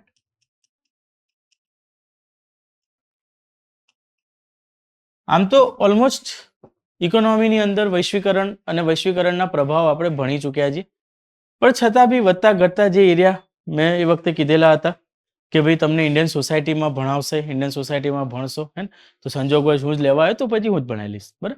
તો ગ્લોબલાઇઝેશન ઇટ્સ ઇમ્પેક્ટ, તો એનો સૌથી પહેલા મિનિંગ જોઈશું કે ગ્લોબલાઇઝેશન છે શું, ઇન્ડિયાની અંદર એનું આઉટલુક કેવું છે, ઇન્ડિયાની અંદર એનું આઉટલુક કેવું છે આજે ગ્લોબલાઇઝેશનનું, અને ગ્લોબલાઇઝેશનના પ્રભાવ કેવા છે. ગ્લોબલાઇઝેશનના પ્રભાવ ક્યાં? તો જાતિવાદ ઉપર શું પ્રભાવ પડે, નારીવાદ ઉપર શું પ્રભાવ પડે, LGBTQ ની અંદર શું પ્રભાવ પડે, LGBTQ પ્લસ ની અંદર આપણને શું પ્રભાવ પડતા જોવા મળ્યા, અને સૌથી છેલ્લે એક ઓવરઓલ રિમાર્ક્સના ફોર્મમાં જોઈશું કે સામાજિક ધોરણ ઉપર સમગ્ર દ્રષ્ટિકોણથી શું પ્રભાવ પડે. બરાબર. LGBTQ એટલા માટે જોવું જરૂરી છે કે આજના સમયની અંદર કન્ટેમ્પરરી ડિસ્કશનનો બહુ મોટો ભાગ છે LGBTQ, હે ને? કે જ્યાં પુરુષ અને સ્ત્રીની સમાનતાની વાત થાય છે, હે ને? ત્યાં હવે એક ત્રીજો વર્ગ બી આવી ગયો જેના સમાનતાના પ્રશ્નો ઊભા થયા છે. તો આજ નહીં તો કાલ તમે સરકારમાં બેસશો એટલે તમારી સમક્ષ સૌથી મોટો મુદ્દો હશે પોલિસી મેકિંગની અંદર LGBTQ માટે શું કરશો, અને બકાયા ધોરણ ઉપર ભારત પાસે આજે જવાબ નથી. શું કરશો? ભારતની વિશ્વમાં કોઈ પાસે જવાબ નથી કે LGBTQ ને કેવી રીતે તમે લોકો મેઇન સ્ટ્રીમમાં જોડી શકશો, હે ને? તો આપણે વાતચીત કરીશું કેવી રીતે જોડી શકાય, હે ને? એક મનોમંથન કરવાનો પ્રયત્ન કરીશું કે જો આવું કરીએ છીએ, કારણ કે એક પોલિસી સ્ટ્રેટેજી ડિસ્કસ કરીશ એ વખતે તમારી સાથે, હે ને? કે જ્યાં આજે LGBTQ ને લઈને જેટલા બી NGOs ને બધા ચાલુ છે, જે લોકો એમના અપલિફ્ટમેન્ટ માટે કામ કરે છે, એ લોકો લગભગ ગવર્નમેન્ટ જોડે એ એક્સપેક્ટ કરે છે, હે ને? પહેલા હું મારી એ સ્ટ્રેટેજીથી, મારા એ વિચારથી સહમત નહોતો, પણ મારા 2-3 સ્ટુડન્ટ્સ છે જે લોકોએ રિસર્ચ પેપર પબ્લિશ કર્યા હતા આની અંદર, અને એ લોકોને એ બધા NGOs માંથી ઓફર મળી કે તમે અમારા પોલિસી એડવાઇઝર તરીકે આવો.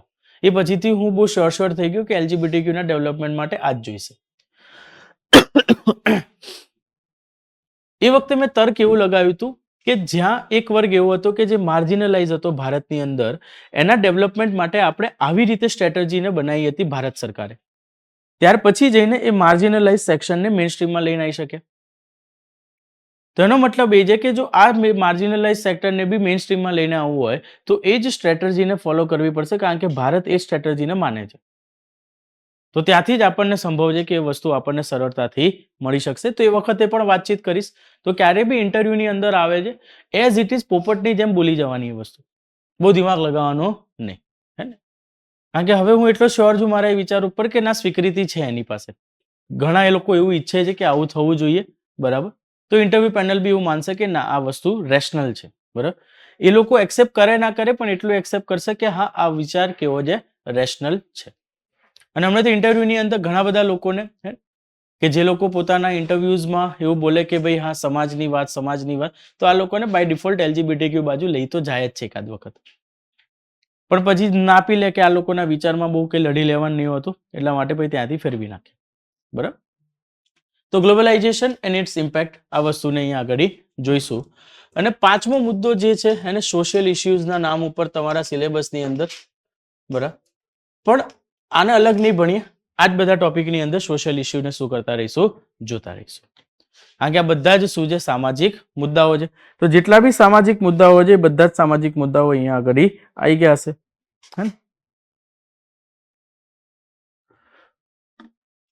છેલ્લે કદાચ 3 એરિયા ફરી લઈશું કે બાકી રહેજે તો એને જોવા પડશે. એક છે હેલ્થ, આગળ ક્યાંય નહીં આવી શકે. એક એજ્યુકેશન, આગળ ક્યાંય નહીં આવે. અને એક છે ટેકનોલોજી. આ 3 ઇન્ડિપેન્ડન્ટ જોઈ લઈશું શું હાલત છે અને કઈ રીતે એની હાલત સુધારવી જોઈએ. Done? am I clear everyone? કયા માઇન્ડસેટ સાથે કેવી રીતે આપણે અહીંયાથી આગળ વધવાનો પ્રયત્ન કરીશું, કેવું માઇન્ડસેટ ઇન્ડિયન સોસાયટીના પેપરની અંદર તમારી સાથે હોવું જોઈએ.